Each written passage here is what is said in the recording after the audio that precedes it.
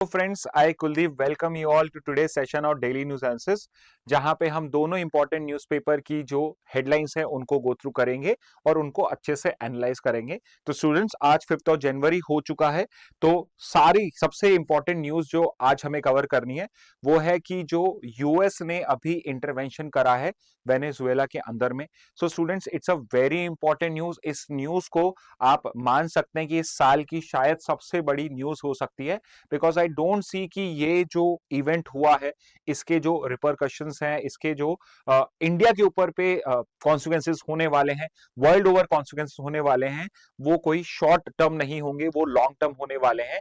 And possibly it can be a turning point in the current global order also, कि global order में countries की क्या positions रही है, क्या उनके प्रिंसिपल्स रहे, शायद ये पूरे इस प्रिंसिपल्स को ही, इस ग्लोबल ऑर्डर को ही डिस्टर्ब कर सकता है। तो चलिए स्टार्ट करते हैं आज का news analysis with the most important news topic, which is US intervention in Venezuela. लेकिन इस इंटरवेंशन को समझने से पहले आपके लिए ज्यादा जरूरी ये समझना है कि जब यूएस टाइप से इंटरवीन करता है तो वो किस पॉलिसी बेसिस पे, किस डॉक्ट्रिनल बेसिस के ऊपर पे अपने आप को जस्टिफाई करता है। तो जो यूएस अपने आप को जस्टिफिकेशन देता है, that is on the basis of the Monroe doctrine. तो ये जो डॉक्ट्रिन है, ये कोई आज की डॉक्ट्रिन नहीं है। ओके, इट्स नॉट समथिंग जो यूएस ने अभी पिछले डोनाल्ड ट्रंप के टेन्योर में यहां पे ड्राफ्ट किया है। ये जो डॉक्ट्रिन है ये 200 इयर्स पुरानी हो चुकी है, and that is the Monroe doctrine of 1823। अब ये जो डॉक्ट्रिन है, जब यूएस ने इस डॉक्ट्रिन को क्रिएट करा था तो it was for a very important purpose, बहुत ही बिनाइन पर्पस के लिए इसे क्रिएट किया गया था। एंड इट वाज बिकॉज कि 1823 वाज द टाइम जब यूरोपियन इंपेरियलिज्म, यूरोपियन कोलोनाइजेशन या कॉलोनियलिज्म जो था वो उसके पीक पे था। It was at its peak. अगर आपको याद हो, this was the period, and इसके भी कोई 25-30 साल बाद आपके 1857 के अंदर में हमारा फर्स्ट वॉर ऑफ इंडिपेंडेंस होता है। एंड इसके बाद जाके ईस्ट इंडिया कंपनी से जो इंडिया का जो पूरा सेटअप होता है वो सीधे के सीधे जो आपकी ब्रिटिश मोनार्की उसके अंडर में आता है। ओके, तो यू कैन सी हियर कि कितनी पुरानी मॉनरो डॉक्ट्रिन है। तो कहीं ना कहीं ये एक डिफेंसिव डॉक्ट्रिन थी, वेयर यूएस वांटेड कि जो यूरोपियन इंपेरियलिस्ट पावर्स हैं वो यूएस एंड उसका जो एक्सटेंडेड नेबरहुड है, यानी कि पूरा का पूरा अमेरिकन कॉन्टिनेंट, जो दोनों अमेरिकन कॉन्टिनेंट है, वहां पे कोई भी यूरोपियन इंटरवेंशन नहीं होना चाहिए। एंड यहां पे मॉनरो डॉक्ट्रिन क्लियरली ये स्टेट करती थी कि अगर कोई भी यूरोपियन इंटरवेंशन यूएस के नेबरहुड में भी होता है, यानी आसपास के साउथ अमेरिका, नॉर्थ अमेरिका की किसी कंट्री में होता है, तो उस यूरोपियन इंटरवेंशन को it would be considered a hostile act against the US itself. तो अगर कोई भी यूरोपियन कंट्री इंटरफेयर करती है उनके इंटरनल अफेयर्स में, not just of US but of its immediate neighbourhood also, तो उसको वो हॉस्टाइल एक्ट कंसिडर करके उसके अगेंस्ट में एक्शन लेंगे। ओके, एंड यहां पे कहीं ना कहीं US wanted to create its own dominance in its immediate neighbourhood. तो जो उसके आसपास की कंट्रीज थी, चाहे वो नॉर्थ अमेरिका की हो, साउथ अमेरिका की हो, वहां पे वो एक कंप्लीट डोमिनेंस क्रिएट करना चाहता था, अपने लिए एक सिक्योरिटी पैरामीटर क्रिएट करना चाहता था। ओके, एक सिक्योरिटी पैरामीटर क्रिएट करना चाहता। तो आप ऐसे समझिए कि अगर किसी भी यूरोपियन पावर को यूएस में अपनी डोमिनेंस क्रिएट करनी है, या यूएस के ऊपर पे या अमेरिका के ऊपर पे अपना डोमिनेंस क्रिएट करना है, तो वहां से तो वो डायरेक्टली नहीं कर पाएगा। पहले उसको यूएस के आसपास में अपना कोई बेस क्रिएट करना होगा। लेकिन अगर यूएस यही अपनी पॉलिसी बना लेता है कि कोई भी यूरोपियन पावर उसके आसपास के कंट्री में भी अपना इंटरवेंशन नहीं करेगी, इंटरफेरेंस नहीं करेगी, सो इट वाज बट ऑब्वियस कि आप एक अपना बहुत ही सक्सेसफुल सिक्योरिटी पैरामीटर जो है वो क्रिएट कर लोगे।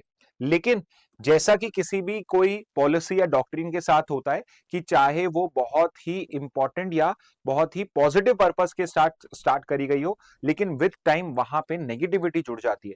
जैसे कि विद टाइम यही जो आपकी पॉलिसी थी, यूएस की जो पॉलिसी थी, विद टाइम यही जस्टिफिकेटरी टूल बन गया यूएस का to impose its dominance in its immediate neighbourhood. तो इसी पॉलिसी को वो मिसयूज करना स्टार्ट कर दिया, एंड इसी के थ्रू वो जस्टिफाई करने लग गया it's interference in its neighbouring countries also. And ये जो जस्टिफिकेशन था, ये जो उनका इंटरफेरेंस था, ये अगले 200 साल में, 200 साल तो क्या, आप 1980s 90s तक भी देखोगे तो करीब करीब इस पीरियड में यूएस ने 41 इंटरवेंशंस करे थे। एंड मेजरली इन 41 इंटरवेंशन के अंदर में उन्होंने उस गवर्नमेंट्स को, इररिस्पेक्टिव ऑफ कि वो डेमोक्रेटिक गवर्नमेंट है या कोई डिक्टेटरशिप है, उन्होंने उन पर्संस को, उन गवर्नमेंट को उन कंट्रीज में अलाउ किया है जो यूएस के फेवर में थे, विच वर फेवरिंग यूएस। एंड यूएसए का हमेशा से ये पॉलिसी रहा है, अगर एक बेसिक पॉलिसी बताओ, यूएस की पॉलिसी रहा है कि my interest is the superior of all. मैं इंटरनेशनल लॉ नहीं मानूंगा, मैं कोई भी इंपॉर्टेंट प्रिंसिपल को, कस्टम्स को फॉलो नहीं करूंगा, एज लॉन्ग एज मेरे इंटरेस्ट सर्व हो रहे हैं। तो जो हम सोचते हैं कि सुपर पावर्स होते हैं वो एथिकली वर्क करते हैं, ऐसा कुछ भी नहीं है। यूएस ने, जब भी यूएस का इंटरेस्ट आया है, उसने कभी भी इंटरनेशनल लॉ को फॉलो नहीं करा है। और यहाँ पे आप अगर देखोगे तो ये एक टेक्स्ट बुक टाइप का रजीम चेंज है। जैसे कि यूएस ने जब इराक के ऊपर पे सद्दाम हुसैन का नाम देके कि उनके पास में वेपन्स ऑफ मास डिस्ट्रक्शन, और वहां पे रजीम चेंज करा था, और सिमिलरली यहां पर भी निकोलस माडुरो को क्या बोला कि he is involve in narco terrorism, कि यहां से हमारे पास में यूएस के अंदर में ड्रग ट्रेड हो रही है, उसमें सबसे इंपॉर्टेंट रोल निकोलस माडुरो, जो वेनेजुएला के प्रेसिडेंट है, ही इज द वन जो इसको कंडक्ट करा रहा है। और उस ग्राउंड पे क्या करा, वेनेजुएला के अंदर में जो यूएस के अगेंस्ट में गवर्नमेंट थी, उसको चेंज करने की कोशिश करी जा रही। तो कहीं ना कहीं कभी डेमोक्रेसी का नाम देके, कभी वेपन्स ऑफ मास डिस्ट्रक्शन का नाम देके, कभी टेररिज्म का नाम देके, कभी नार्को या ड्रग ट्रेड का नाम देके, यहां पे यूएस अपने इलीगल एक्ट्स को जस्टिफाई करता रहा है। एंड आप यहां देख सकते हैं कि अगर मैं आपको बोलूं कि इंटरनेशनल लॉ में सबसे इंपॉर्टेंट प्रिंसिपल क्या है, तो उसको शायद हमारे इंडिया के जो देसी लोग हैं वो सबसे इजी समझा सकते हैं कि एक ही प्रिंसिपल वर्क करता है इंटरनेशनल लॉ में, और वो है जिसकी लाठी उसकी भैंस। तो चाहे यूएस हो, चाहे रशिया हो, चाहे चाइना हो, जिसके पास जितनी पावर होगी, स्पेसिफिकली हार्ड पावर होगी, वो ही इस पूरे वर्ल्ड को, वही पूरे इस वर्ल्ड के रूल्स भी सेट करेगा, और जब चाहे उन रूल्स को ब्रेक भी कर सकता है, और जहां चाहे वहां अपनी डोमिनेंस को यहां पे इंपोज कर सकता है। तो ऐसा ही कुछ हम क्या देख रहे हैं, ऐसा ही कुछ हम यूएस के एक्शंस में देख रहे हैं, रिपीट होता हुआ टाइम एंड अगेन। जब भी कोई कंट्री में कुछ भी ऐसा होता है जो यूएस के फंडामेंटल इंटरेस्ट के अगेंस्ट जाता है, तो यूएस लॉज को ब्रेक करके, स्पेशली इंटरनेशनल लॉ को ब्रेक करके, उसके अगेंस्ट में एक्शन लेते हुए सबसे आगे खड़ा होता है। ओके, तो यहां पर भी हमने क्या देखा है कि जो पॉलिसी ऑफ यूएस रही है, इंटरवेंशनिज्म की पॉलिसी रही है, उसको भी इवॉल्व होते देखा गया। जैसे कि ओरिजिनली आप लेट 1920 सेंचुरी में देखते हो, तो इनिशियली तो ये एंटी कॉलोनिज्म के अगेंस्ट में थी। तो जब 1823 में पॉलिसी आई, it was drafted as something which was against colonisation, क्योंकि यूएस भी कैपिटलिज्म फॉलो करना चाह रहा था, और कैपिटलिज्म तभी सक्सेसफुल हो सकता है when you have a free market.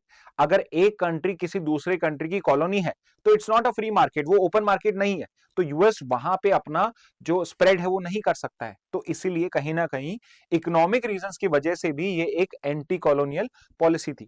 But with time यहाँ पे जैसे जैसे, specifically after World war two, जैसे जैसे यूएस पावरफुल हुआ है, so it was shifted from anti colonialism to regional hegemony. तो जैसे ही US became sure about its power, तो उसके बाद पे इसने इस प्रिंसिपल को यूज करा है, मॉनरो डॉक्ट्रिन को यूज करा है, to establish its regional hegemony, कि यहां पे जो नेबरिंग कंट्रीज है, वहां बाहर की कोई कंट्री इंटरफेयर भी नहीं करेगी। एट द सेम टाइम अगर इन कंट्रीज के अंदर में भी कोई एंटी यूएस रजीम स्टैब्लिश हो जाती है, तो उनको भी रिमूव करने का यूएस ने एक तरीके से अपना इनहेरेंट राइट मान लिया यहाँ पे। ओके, की मोटिवेशंस क्या रहे इस चीज के, तो सबसे इंपॉर्टेंट है यहाँ पे इकोनॉमिक क्राइटेरिया, विच इज कि it wanted to promote American corporate interest. So it is not for the first time कि यूएस किसी कंट्री में अपने इंटरेस्ट को प्रोटेक्ट करने के लिए इंटरफेयर कर रहा है। इससे पहले I have already given you one example कि 41 टाइम्स यूएस जो है वो इंटरफेयर कर चुका है, चाहे क्यूबा हो, चाहे निकारागुआ हो, चाहे कोलंबिया हो, चाहे वेनेजुएला हो, इन सब कंट्रीज के अंदर में भी यूएस पहले भी इंटरफेयर कर चुका है, एंड डायरेक्टली इंटरफेयर कर चुका है। इट्स नॉट इनडायरेक्ट इंटरवेंशन कि वहां पे वो किसी जो लोकल ग्रुप है उनको सपोर्ट कर रहा है, डायरेक्टली मिलिट्री इंटरवेंशन इन कंट्रीज में करे जा चुके हैं।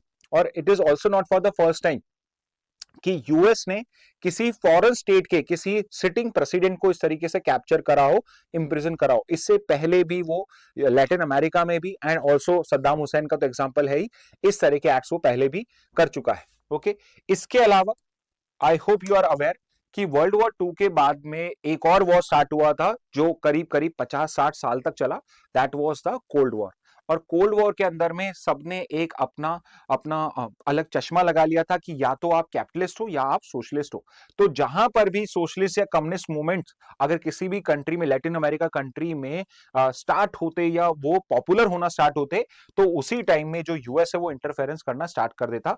अ very important, a very good example would be the country of Cuba, जहां पे हमेशा यूएस ने रजीम चेंज करने की कोशिश करी है वहां पे, क्योंकि एक कम्युनिस्ट गवर्नमेंट थी और वो उसके बिल्कुल बैकडोर के अंदर में ही खड़ा है। तीसरा है, it wanted to maintain a political regime favourable to Washington. और एग्जांपल्स में आप देखिए जैसे ग्वाटेमाला, चिली और पनामा, तो ये सबसे लेटेस्ट एग्जांपल था बिफोर द वेनेजुएला इंसिडेंट, जब लास्ट टाइम यूएस ने कहीं किसी गवर्नमेंट में यहां पे इंटरफेयर करा हो। ओके, तो ये एग्जांपल्स हैं। और अभी आपने रिसेंटली देखा हो कि चाइना ने जब अपना बेल्ट एंड रोड इनिशिएटिव के अंडर पनामा को हेल्प करने की कोशिश करी, पनामा कैनाल को रेगुलेट करना, वहां पे उसको ऑपरेट करना स्टार्ट किया, तो यूएस ने पनामा को थ्रेटन करा कि या तो आप वो कॉन्ट्रैक्ट्स एंड कर दीजिए, नहीं तो यूएस वहां पे इंटरेस्ट या वहां पे यूएस जो है वो इंटरफेयर करेगा। तो पनामा ने स्मार्टली क्या करा, इट अंडरस्टूड कि ये यहाँ पे यूएस के अगेंस्ट नहीं जा पाएगा, तो पनामा ने चाइना के जो कंपनीज थे उनके कॉन्ट्रैक्ट्स को कैंसिल कर दिया, and that's why there was no government change और regime change in Panama in this year. नहीं तो वेनेजुएला के अलावा पनामा भी एक ऐसी कंट्री बन सकता था जिसमें 24 के अंदर में ही, 2024 में ही एक रजीम चेंज हो जाता। ओके, अब यहां पे हमने मॉनरो डॉक्ट्रिन तो पढ़ ली है, बट जहां पे भी डोनाल्ड ट्रंप होगा, इट वुड वांट कि जो कुछ भी हो रहा है वो ट्रंप के नाम पे हो या डोनाल्ड के नाम पे हो। तो मॉनरो से अब जो नई डॉक्ट्रिन बनी है वो है डॉनरो डॉक्ट्रिन। अब ये जो टॉपिक मैं आपको पढ़ा रहा हूं, ये जो मैं पार्ट आपको पढ़ा रहा हूं, आप ये चीज समझिएगा कि ये सिर्फ जीके के लिए नहीं, इंग्लिश और रीजनिंग के लिए भी बहुत इंपॉर्टेंट है, क्योंकि यहां पे सिर्फ नाम से हमें मतलब नहीं है, हमें उस डॉक्ट्रिन को, उस पॉलिसी को समझना भी बहुत जरूरी है। तो डॉनरो डॉक्ट्रिन क्या है, तो मॉनरो का ये रीब्रांडिंग है डोनाल्ड ट्रंप का, जिसको हम डॉन रो डॉक्ट्रिन कह रहे हैं। डोनाल्ड ट्रंप का डॉन इसमें ऐड कर दिया हमने। ऑब्जेक्टिव क्या है? So the objective is to basically again again reassert US dominance. तो यूएस का जो डोमिनेंस, और डोनाल्ड ट्रंप ये बार बार क्लेम भी करते रहे कि बराक ओबामा के टाइम में, जो बाइडेन के टाइम में, जो प्रीवियस प्रेसिडेंट्स रहे हैं, यूएस का जो डोमिनेंस है वो उसके नेबरहुड में कम हुआ है, एंड ही क्लेम्स कि मैं वापस से अमेरिका को ग्रेट बनाना चाहता हूं। तो उनका तो कैंपेन स्लोगन ये था, मेक अमेरिका ग्रेट अगेन, जैसे कि वो पहले ग्रेट नहीं था और अब उसे ग्रेट बनना है वापस से। तो इसलिए एक उनका जो ऑब्जेक्टिव है वो है कि यूएस जो एक सुपर पावर है, डोमिनेंट पावर है, वापस से उसको एक डोमिनेंट पावर बनाना है। सेकेंड चीज व्हाट इट वांटेड, कि इट वांट कि यहां पे जो चाइनीज और रशियन इन्फ्लुएंस, रशिया तो कहने की बात है, it is mainly the Chinese influence जो इसके रीजन में इंक्रीज हुआ है, specifically Latin American countries like Venezuela. जैसे कि वेनेजुएला जो लार्जेस्ट ऑयल रिजर्व्स कंटेन करता है वर्ल्ड के, it has been the largest oil supplier, one of the largest, not largest but one of the largest oil supplier to China. ये यहां पे directly counter किसको कर रहा था? यूएस को कर रहा था। इसलिए चाइना का, रशिया का, इनका इन्फ्लुएंस भी रिड्यूस करने के लिए भी ये डॉनरो डॉक्ट्रिन जो है इसको इन्होंने स्टैब्लिश करा है। अब दूसरी चीज आपको जो समझनी है, क्या ये Donroe doctrine is only for the Latin American countries या जो यूएस का इमीडिएट नेबरहुड है, क्या सिर्फ उसके लिए? So answer would be no. यहां पे जो ये डॉनरो डॉक्ट्रिन है, it is not just limited to Latin American countries, कहीं पर भी ये सिर्फ और सिर्फ अपने नेबरहुड की बात नहीं करता है, it is a doctrine for the whole world. तो पूरे वर्ल्ड के अंदर में ही इस डॉक्ट्रिन को इंप्लीमेंट करना चाहते हैं, जहां पे दे don't just want reassertion of US dominance in its neighborhood but all over the world again। तो जैसे कि मिडल ईस्ट के अंदर में, साउथ एशियन कंट्रीज में यूएस का डोमिनेंस रहा था, तो उसी तरीके से वापस से they want to reassert it. Second is Chinese Russian influence, सिर्फ और सिर्फ आपके साउथ अमेरिकन कंट्रीज नहीं, एशिया में भी, अफ्रीका में भी, सारे कंट्रीज के अंदर में वापस से it wants to block Chinese and Russian influence. और ये क्या चीज रिप्रेजेंट कर रहा है? Return to sphere of influence politics. Sphere of influence politics क्या होता है? तो रशिया ने जो यूक्रेन को अटैक करने का एक रीजन दिया था, तो रशिया का क्लेम ये है कि जो यूक्रेन है, it touches its border with Russia, और ये जो रीजन है, हियर इट डजंट वांट कि कोई और कंट्री उसके नेबरहुड के में आके पावरफुल बने। जैसे कि Ukraine wanted to become part of NATO, and Russia को ये चीज बिल्कुल एक्सेप्टेबल नहीं थी कि नेटो, जिसका क्रिएशन यूएसएसआर को काउंटर करने के लिए किया गया था और यूएसएसआर का सक्सेसर स्टेट रशिया ही है, तो ये किसी भी ऐसे ऑर्गेनाइजेशन को अपनी जो टेरिटरी है, अपनी जो बॉर्डर्स है उसके पास में आना अलाउ नहीं कर सकता है। And one of the reason at least given by Vladimir Putin for attacking Ukraine was कि because Ukraine was trying to become part of NATO, it was going away from Russia, यानी कि उसका जो स्फीयर ऑफ इन्फ्लुएंस है वो यहां पे reduce हो रहा था। तो इसी कंटेक्स्ट में यहां पे रशिया ने यूक्रेन पर अटैक किया। तो ये कहीं ना कहीं यूएस भी जो पहले, अगर आप 1980s 90s का टाइम देखोगे, 70s 60s का भी टाइम देखोगे, तो यूएस ने वहां वहां पे हर जगह में, मिडल ईस्ट के अंदर में, एशिया के अंदर में, साउथ अमेरिका तो ऑब्वियसली था ही, अफ्रीका था, हर जगह में अपने स्फीयर ऑफ इन्फ्लुएंस मेंटेन करे थे कि यहां पे अगर कुछ भी गड़बड़ होती है so who is going to be the one जो इंटरफेयर कर सकता है, it is going to be US. तो वापस से अपना स्फीयर ऑफ इन्फ्लुएंस डॉक्ट्रिन को इन्होंने फॉलो किया है, और it's a departure from multilateralism, कि रेदर देन हम यूनाइटेड नेशंस को फॉलो करें, हम यहां पे एक ग्लोबल बॉडी क्रिएट करें जो इंटरफेयर करेगी इस टाइप के केसेस में, it is moving away, departuring from your multilateralism and from a single power bodies. Okay, तो यहां पे यूएस ने क्या करा है कि इसने जो इसका कॉन्फिडेंस था एक ग्लोबलाइज्ड वर्ल्ड के अंदर में, मल्टीलैटरल इंस्टीट्यूशंस के अंदर में, वहां से ये उसका एक डिपार्चर शो करता है। एंड कहीं ना कहीं अगर आप डॉनरो डॉक्ट्रिन को, अगर आप यहां पे यूएस का एटीट्यूड देखो फॉर द लास्ट 3-4 इयर्स, तो आप ये भी देखोगे कि स्पेसिफिकली जो डोनाल्ड ट्रंप रहे या उनकी जो आइडियोलॉजी वाले लोग रहे, all of them are of the view कि इनको मल्टीलैटरलिज्म को यहां पे एंड ही कर देना चाहिए। It is again the time जब यूएस वापस से एक डोमिनेंट सुपर पावर की तरह बिहेव करना स्टार्ट करे। तो कहीं ना कहीं ये उसको भी शो करता है। ओके, तो बिफोर अब हम जो पढ़ेंगे, अब हम पढ़ेंगे कि वेनेजुएला और यूएस का जो करंट स्टेटस है, जो करंट इनका स्ट्रक्चरल कन्फ्लिक्ट है, इसका बिगनिंग कहां से हुआ था। लेकिन अब इससे पहले जो हमने पढ़ा है, मॉनरो डॉक्ट्रिन पढ़ा है, डॉनरो डॉक्ट्रिन पढ़ा है, ये बेसिक समझना बहुत जरूरी होता है, क्योंकि ये जीके में भी डायरेक्ट क्वेश्चन आ सकते हैं और इंग्लिश रीजनिंग में भी आपसे सवाल पूछे जा सकते हैं। ठीक है, अब ये वाला जो पार्ट है ये आपके जीके के लिए इंपॉर्टेंट है। ओके, क्यों इंपॉर्टेंट है? क्योंकि एग्जामिनर अगर इस इंटरवेंशन पे आपसे क्वेश्चन पूछेगा, सो ये सिर्फ और सिर्फ जो करंट कंडीशन है उस पर अपने आप को लिमिट नहीं करेगा, वो उसकी जो वेनेजुएला की जो हिस्ट्री रही है, वेनेजुएला की जो इंपॉर्टेंस है, इवन वेनेजुएला की कैपिटल क्या है, करेंसी क्या है, ये क्वेश्चन भी आपसे वो पूछ सकता है। तो कमेंट बॉक्स के अंदर में मुझे आप बताइए कि वेनेजुएला की कैपिटल क्या है एंड वेनेजुएला की करेंसी क्या है। ओके, कैपिटल क्या है, करेंसी क्या है, वो मुझे बताइए। मैं आपको थोड़ी काम की बात बता देता हूं, जैसे कि जो यूएस है, व्हाई इट वाज इंटरफेयरिंग, कि इस टाइम में यूएस और वेनेजुएला के रिश्ते खराब क्यों हुए, या कहां से कहानी स्टार्ट हुई थी और कहां पे एंड हुई। तो अगर मैं 99 से पहले की बात करूं, बिफोर द ईयर 1999, जब ह्यूगो चेवेस वहां के प्रेसिडेंट बने थे, उससे पहले जो आपका वेनेजुएला था, it was under control, not control but it was part of sphere of influence of US only. यहां पे जो प्राइमरी जितनी भी ऑयल कंपनीज थी, because Venezuela is the country with the largest, not one, it is the country with the largest proven oil reserves, कि अगर हम धरती के नीचे, पानी के नीचे अगर ऑयल रिजर्व्स की बात करेंगे, तो वेनेजुएला के पास में सबसे बड़े ऑयल रिजर्व्स हैं।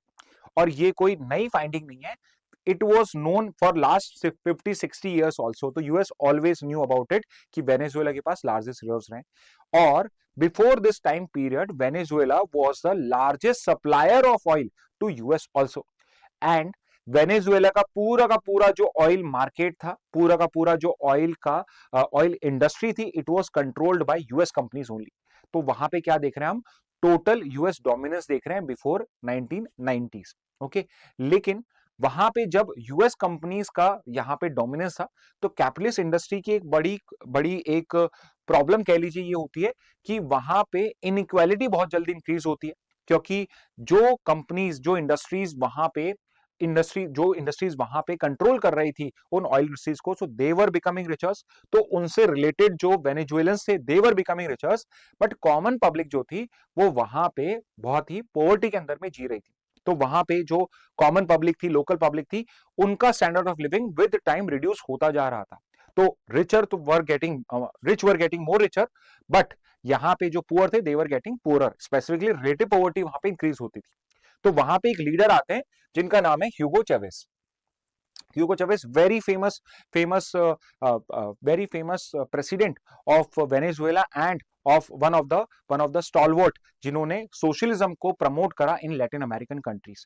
तो जब 99 के अंदर में ह्यूगो चवेज केम टू पावर, तो इन्होंने जो उनका कैपिटलिस्ट सिस्टम था इकोनॉमी का, उसको मूव कर दिया टुवर्ड्स सोशलिज्म, और specifically Bolivarian socialism. Bolivarian socialism के it's a type of socialism जो लैटिन अमेरिकन कंट्रीज फॉलो करती थी, जिसका सिंपल प्रिंसिपल ये था कि जितना भी बेसिक्स होता है, जितना भी बेसिक यानी कि रोटी कपड़ा मकान जो है, वो हेल्थ जो है, एजुकेशन जो है, it would all B free of cost in a particular country, और यहाँ पे इन सब के लिए government would be responsible.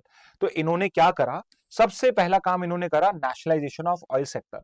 Nationalisation of oil sector का मतलब क्या है कि जितनी भी प्राइवेट कंपनीज थी जो ऑयल सेक्टर में डिफरेंट कंपनीज को रन करती थी, they all would leave their country. तो यूएस की कोई कंपनी अगर वहां पे ऑयल एक्सट्रैक्ट कर रही थी, क्रूड ऑयल एक्सट्रैक्ट कर रही थी, तो अब वो जो company it would B own by the government of Venezuela. तो इन्होंने पूरे के पूरे, नॉट जस्ट वन और टू कंपनी, इन्होंने पूरे सेक्टर को ही नेशनलाइज कर दिया। यानी कि पूरा का पूरा जो ऑयल प्रोडक्शन है वो किसके अंडर में आ गया, वेनेजुएलन गवर्नमेंट के पास आ गया। अगर वेनेजुएलन गवर्नमेंट के पास में आ गया है तो उससे जो भी इनकम होगी वो किसकी होगी, वेनेजुएलन गवर्नमेंट की होगी। एंड ये जो गवर्नमेंट के पास में पैसा आया इस ऑयल सेक्टर से, इसके थ्रू इन्होंने बहुत सारी वेलफेयर प्रोग्राम्स यहां पे इनिशिएट कर दिए। यहां पे बहुत सारे वेलफेयर प्रोग्राम्स इनिशिएट कर दिए, जिससे जो डेली रिक्वायरमेंट्स होती हैं, जो बेसिक रिक्वायरमेंट्स होती है पब्लिक की, वो वहां पे फुलफिल होना स्टार्ट हो गई। लेकिन हमेशा याद रखना कि अगर नेचुरल रिसोर्सेज के थ्रू आपका वेलफेयर प्रोग्राम या आपकी कंट्री रन हो रही है, तो अगर इस सेक्टर में नेचुरल रिसोर्स के अंदर में अगर कुछ भी डिस्ट्रप्शन आता है, तो यहां पे ये वेलफेयर प्रोग्राम्स एंड हो जाएंगे, और शायद आपकी जो कंट्री है वो वापस से एक डिप्रेशन के अंदर में, डिप्रेशन, इकोनॉमिक डिप्रेशन के अंदर में चली जाएगी, which would be a fruitful ground for again a foreign intervention. लेकिन ये जो टाइम था, it was very good for US, it was very good for Venezuela, because 1999 से 2013 जब ह्यूगो चेवेस पावर में थे, तो वहां पे जो ऑयल सेक्टर है वो बूम कर रहा था, या ऑयल मार्केट इंटरनेशनली बूम कर रहा था, इसलिए a lot of currency was coming into Venezuela, और उस वजह से जो वो उनके वेलफेयर प्रोग्राम थे जिसमें सब कुछ ही फ्री ऑफ कॉस्ट था, वो इजिली रन कर पा रहे थे, और इस वजह से they were very popular. Okay, and obviously इसका एक साइड इफेक्ट क्या रहा कि यूएस का जो कॉर्पोरेट एक्सेस था, इंटरेस्ट था, वो वहां पे डाइल्यूट होना स्टार्ट हो गया, एंड इसलिए US was obviously angry. Okay, foreign policy अगर हम देखें, so because it was moving toward socialism, तो जो सोशलिस्ट कंट्री रही हैं जैसे कि रशिया है, चाइना है, क्यूबा है, it came close to these countries, and आप यहां देख सकते हो these are the current rivals, और and also the historical rivals of US also. तो जैसे ही आपने जो राइवल कंट्रीज है उनके साथ को उनको सपोर्ट करना स्टार्ट करा, तो obviously US would again be would have more reasons to be not happy. तो इसका रिजल्ट क्या रहा, Venezuela became a symbol of resistance to US new liberal order. तो यूएस जो अपना ऑर्डर क्रिएट करना चाहता था, वेनेजुएला जो था वो इसका सिंबल ऑफ रेजिस्टेंस बन गया कि ऐसा एक कंट्री जो कभी यूएस के डोमिनेंस में था कंप्लीटली, वो मूव कर गया away from the Venezuelan influence, from the US influence. Okay, इसके बाद 2013 में Hugo Chavez died in 2013, so he was the president till his death. उसके बाद में ह्यूगो चेवेस ने ही एक ट्रक ड्राइवर, जो पहले एक ट्रक ड्राइवर थे, बाद में ये एक ट्रेड लीडर बन गए, और he was one of the confident of Hugo Chavez. उन्होंने अपना सक्सेसर अनाउंस करके ही died, and it was Nicolas Maduro, जो 2013 में उनके प्रेसिडेंट बने। तो 2013 में प्रेसिडेंट बने, and he was also a very popular leader, because उनको ह्यूगो चेवेस ने ही चूज करके अपना सक्सेसर डिसाइड किया था। तो इन्होंने भी अपनी पॉलिसीज को, जो ह्यूगो चेवेस की पॉलिसीज थी, उनको कंटिन्यू रखा। ऑयल मार्केट अभी भी बूम कर रहा था, तो there was no problem in Venezuela. But धीरे धीरे क्या हुआ कि ऑयल मार्केट जो है, स्पेशली कोविड-19 में, इट स्टार्टेड टू डिप। तो अगर मार्केट डिप करेगा तो प्राइसेस डिप करेंगी, प्राइसेस डिप करोगे तो वेनेजुएला अगर कंट्री है तो उसकी जो करेंसी है वो डिप करना स्टार्ट करेगी, आपकी जो इकोनॉमी है वो डिप करना स्टार्ट करेगी, जिससे क्या होगा, इन्फ्लेशन इंक्रीज होगा और अनएम्प्लॉयमेंट भी इंक्रीज होगा। तो ऐसा ही कुछ आपके निकोलस मडूरो के रूल में होना स्टार्ट हुआ, जिसमें वहां पे उन्होंने एक इकोनॉमिक क्राइसिस देखा, जहां पे हाइपर इन्फ्लेशन भी था, कोलैप्स ऑफ करेंसी भी था और सीवियर शॉर्टेज ऑफ एसेंशियल भी था, सीवियर शॉर्टेज ऑफ एसेंशियल भी था। And what was the reason behind it? Because oil market में इंटरनेशनल ऑयल प्राइसेस रिड्यूस हो रही थी, specially because of COVID 19। COVID 19 में ऑयल की कोई डिमांड ही नहीं थी, तो इस वजह से उसकी जो इकोनॉमिक क्राइसिस है वो एक्स्ट्रापोलेट हो गई। इसके बाद में निकोलस मडूरो के जो टेन्योर रहा है उसमें करप्शन के भी बहुत केसेस आए थे, बहुत सारे ह्यूमन राइट वायलेशन के एक्सेसेस के भी क्वेश्चन जो है न्यूज में आने लगी। फिर वहां पे क्या होता है, इलेक्शंस कॉल होते हैं and like any dictator Nicolas Maduro जो है वो भी क्या करते हैं, जो main opposition party opposition leaders हैं उनको वहां पे उनके अगेंस्ट में करप्शन के केसेस फाइल कर देते हैं and they are not allowed to contest election. And उसके बाद में एक शैम इलेक्शन कंडक्ट होता है जिसमें निकोलस मडूरो अपने आप को विनर डिक्लेयर करते हैं। But this election is not considered fair by any international body, by any important countries. Importantly US इसको डिनाई कर देता है कि ये एक फेयर इलेक्शन था and he does not recognises Nicolas Maduro as the legitimate president of that country. और यहां से जो निकोलस मडूरो के डाउनफॉल की स्टोरी है वो यहां पे स्टार्ट हो जाती है। ओके और US at the same time जब ये इकोनॉमिक क्राइसिस चल रहा था तो यूएस सीज एन अपॉर्चुनिटी कि यहां पे उसके पास में बहुत अच्छी अपॉर्चुनिटी है। It was just waiting for this thing to happen कि अगर यहाँ पे इकोनॉमिक क्राइसिस है तो public is against Nicolas Maduro, तो अगर अभी यहाँ पे यूएस कोई रीजन दे देता है तो वो भी इंटरफेयर कर पाएगा। और वहां पे इकोनॉमिक क्राइसिस को और इंक्रीज करने के लिए यूएस ने भी क्या करा, वहां पे ब्लॉकेड करना स्टार्ट कर दिया, सैंक्शंस लगा दिए, ब्लॉकेड करना स्टार्ट कर दिया, वेनेजुएला के एसेट्स को फ्रीज करना स्टार्ट कर दिया सो दैट यहाँ पे जो इकोनॉमिक क्राइसिस है वो और इंक्रीज हो जाए और वेनेजुएला को वहां पे नेगोशिएशन टेबल पे यूएस के साथ बैठना पड़े। बट निकोलस मडूरो भी क्या थे, बहुत ही ज्यादा स्टबन थे। ही थॉट कि समहाउ अगर एक बार का मार्केट वापस इंक्रीज होना स्टार्ट होगा तो ये इकोनॉमिक क्राइसिस सारे फेज आउट हो जाएंगे and then he can remain in power. But because market वापस से स्टेबलाइज नहीं हुआ सो इस वजह से यूएस को और भी ज्यादा यहाँ पे लोकल सपोर्ट मिलना स्टार्ट हो गया वेनेजुएला में एंड दे फेल्ट लाइक कि now it is the right time कि अब हम जो निकोलस मडूरो है उसके ऊपर पे प्रेशर बना के उसको रिमूव करा सकते हैं या उसके साथ में अच्छा नेगोशिएशन कर सकते हैं। तो उसी बेसिस पे डोनाल्ड ट्रंप ने निकोलस मडूरो के साथ में नेगोशिएशन करा। The negotiation could not be fruitful और फाइनली यूएस ने वहां पे मिलिट्री इंटरवेंशन का डिसाइड करा। ओके और कौन सा ऑपरेशन करा गया, अब ये एक बहुत ही इंपॉर्टेंट आपका वन लाइनर है, ये तो बहुत ही इंपॉर्टेंट वन लाइनर जिसका नाम है operation absolute resolve. Operation absolute resolve यहाँ पे यूएस ने कंडक्ट करा। स्पेसिफिकली किसने करा, यूएस की भी कौन सी वो आर्म फोर्स की विंग है जिसने ये पर्टिकुलर जो ऑपरेशन है इसको कंडक्ट किया, that was US delta forces. Special forces हो गई यूएस की एक, यूएस डेल्टा फोर्सेस। इन्होंने कौन सा ऑपरेशन कंडक्ट करा है, ऑपरेशन एब्सोल्यूट रिजॉल्व। और किसको यहां पे उन्होंने इंप्रिजन कर लिया, they captured Nicolas Maduro and his wife Celia Flores. तो ये दोनों नाम आपके लिए इंपॉर्टेंट के हैं। Then they were transmitted to US. अगर आपसे पूछा जाए इसका लीगल सिग्निफिकेंस क्या है, और लीगल सिग्निफिकेंस पूछ रहा है तो इंटरनेशनल लॉ में ही पूछ रहा है, तो यू नीड टू नो कि यहां पे ये एक extra territorial arrest of a sitting head of state, यानी कि कोई सिटिंग प्रेसिडेंट या प्राइम मिनिस्टर जो head of the state count हो रहा है किसी कंट्री में, उसको आपने वहां पे अरेस्ट करा है, एक्स्ट्रा टेरिटोरियल अरेस्ट करा है। तो अगर मैं एक वर्ड में बोलूं कि it is totally illegal under international law.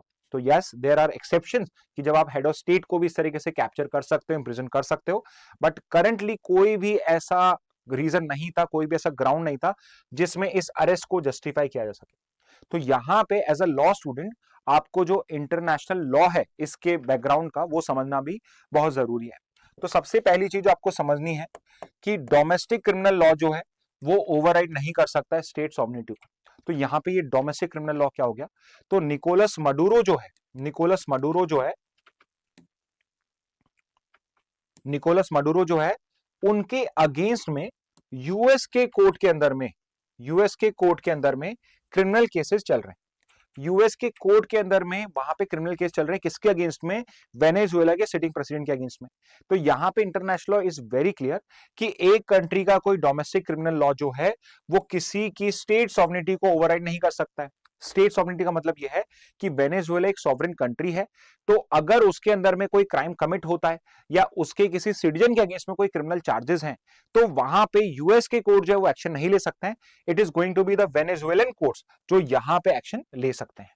So this is a very important principle कि कोई एक कंट्री किसी और कंट्री के हेड ऑफ स्टेट के ऊपर पे या सिटीजन के ऊपर पे अगर केस चलाता भी है, तो अनलेस वो कंट्री एग्री ना करे तब तक आप उसके अगेंस्ट में केस नहीं कर सकते हो। सेकेंड इज, बहुत इंपॉर्टेंट प्रिंसिपल है, ओके, बहुत इंपॉर्टेंट प्रिंसिपल है, जहां पे it's a principle out of respect and ethical conduct, जिसमें जो हेड ऑफ स्टेट्स होते हैं, हेड ऑफ स्टेट मतलब प्रेसिडेंट प्राइम मिनिस्टर हो गए, इनको कंप्लीट इम्यूनिटी होती है। तो एक कंट्री किसी और सॉवरेन कंट्री के इलेक्टेड हेड ऑफ स्टेट को वहां पे इस तरीके से पनिश नहीं कर सकते, there is a complete immunity. इस प्रिंसिपल को बोला जाता है immunity ratione personae, immunity ratione personae, okay, which basically means there is protection from foreign criminal jurisdiction. Immunity ratione personae का मतलब क्या होता है, there is protection from foreign criminal jurisdiction. तो ये इंटरनेशनल लॉ में समझना बहुत जरूरी है कि अगर मैं आपको एक वर्ड में बताऊं कि इंटरनेशनली आप कैसे भी इस अरेस्ट को, इस इंप्रिजनमेंट को जस्टिफाई नहीं कर सकते हो, तो there is a clear violation of international law. अभी आगे की स्लाइड में हम डिटेल में ये भी समझेंगे कि कौन से वो यूएन चार्टर के आर्टिकल्स है, जो आर्टिकल नंबर आपको याद भी करने पड़ेंगे, समझने भी जरूरी है, जिसके अंडर में ये जो एक्शन है ये इलीगल कॉल किया जा रहा है। दूसरा very important which you need to understand is कि what is the real reason, what is the real reason, what is the real reason behind US action. तो सबसे इंपॉर्टेंट है यहां पे अगेन ऑयल। तो चाहे आज के टाइम में यूएस खुद से बहुत बड़ा ऑयल प्रोड्यूसर बन चुका है, सबसे बड़ा ऑयल कंज्यूमर भी चाइना के बाद में यूएस ही है, और जहां पर भी ऑयल होगा वहां पे यूएस होगा। तो चाहे यूएस अब मिडल ईस्ट में इतना इंटरफेयर नहीं कर रहा है, बट अपने इमीडिएट नेबरहुड में वो अभी भी ऑयल की वजह से ही कर रहा है। Why? Because Venezuela has the largest proven oil reserves globally and it was having a antagonistic behavior against the US। तो इसलिए यहां पे ये एक्शन लिया गया। यूएस का इंटरेस्ट क्या है? Control of production and export routes, access for American oil majors. तो यहां पे कहीं ना कहीं यूएस का जो कैपिटलिस्ट माइंडसेट है, जो इकोनॉमिक रीजन है, वो यहां पे सर्वोपरि सबसे इंपॉर्टेंट है, क्योंकि बहुत सारी कंट्रीज हैं जहां पे इस तरह के ह्यूमन राइट वायलेशन हो रहे हैं। एक्चुअल में जो रियल रिपोर्ट्स हैं वो ये शो करती हैं कि इट वाज नॉट वेनेजुएला जहां से नार्को टेररिज्म हो रहा है, देयर आर अदर कंट्रीज जहां से नार्को टेररिज्म हो रहा है, बट बिकॉज वहां के कंट्रीज के जो लीडर्स हैं they are favourable to US, इसलिए US is not taking any actions, okay. और वहीं पर अगर कोई कंट्री की लीडरशिप उनके अगेंस्ट में हो जाती है, so they would found one reason और the other to attack those countries, और यहां पर भी कुछ कुछ ऐसा ही हो रहा है, ओके। अब यहाँ पे एक बहुत इंपॉर्टेंट लीगल एस्पेक्ट्स पे आते हैं। तो हमने यहाँ पे रीजनिंग इंग्लिश के हिसाब से मॉनरो डॉनरो डॉक्ट्रिन पढ़ ली, हमने जीके के हिसाब से जो वेनेजुएला और यूएस का जो हिस्टोरिकल कंटेक्स्ट रिलेशन का उसको समझ लिया। तो अब यहाँ पे लीगल कंटेक्स्ट में भी देख लेते हैं कि इसके अंदर में इंटरनेशनल लॉ के कौन से प्रोविजंस हैं जो वॉयलेट हुए या यहाँ पे इन्वॉल्व हुए।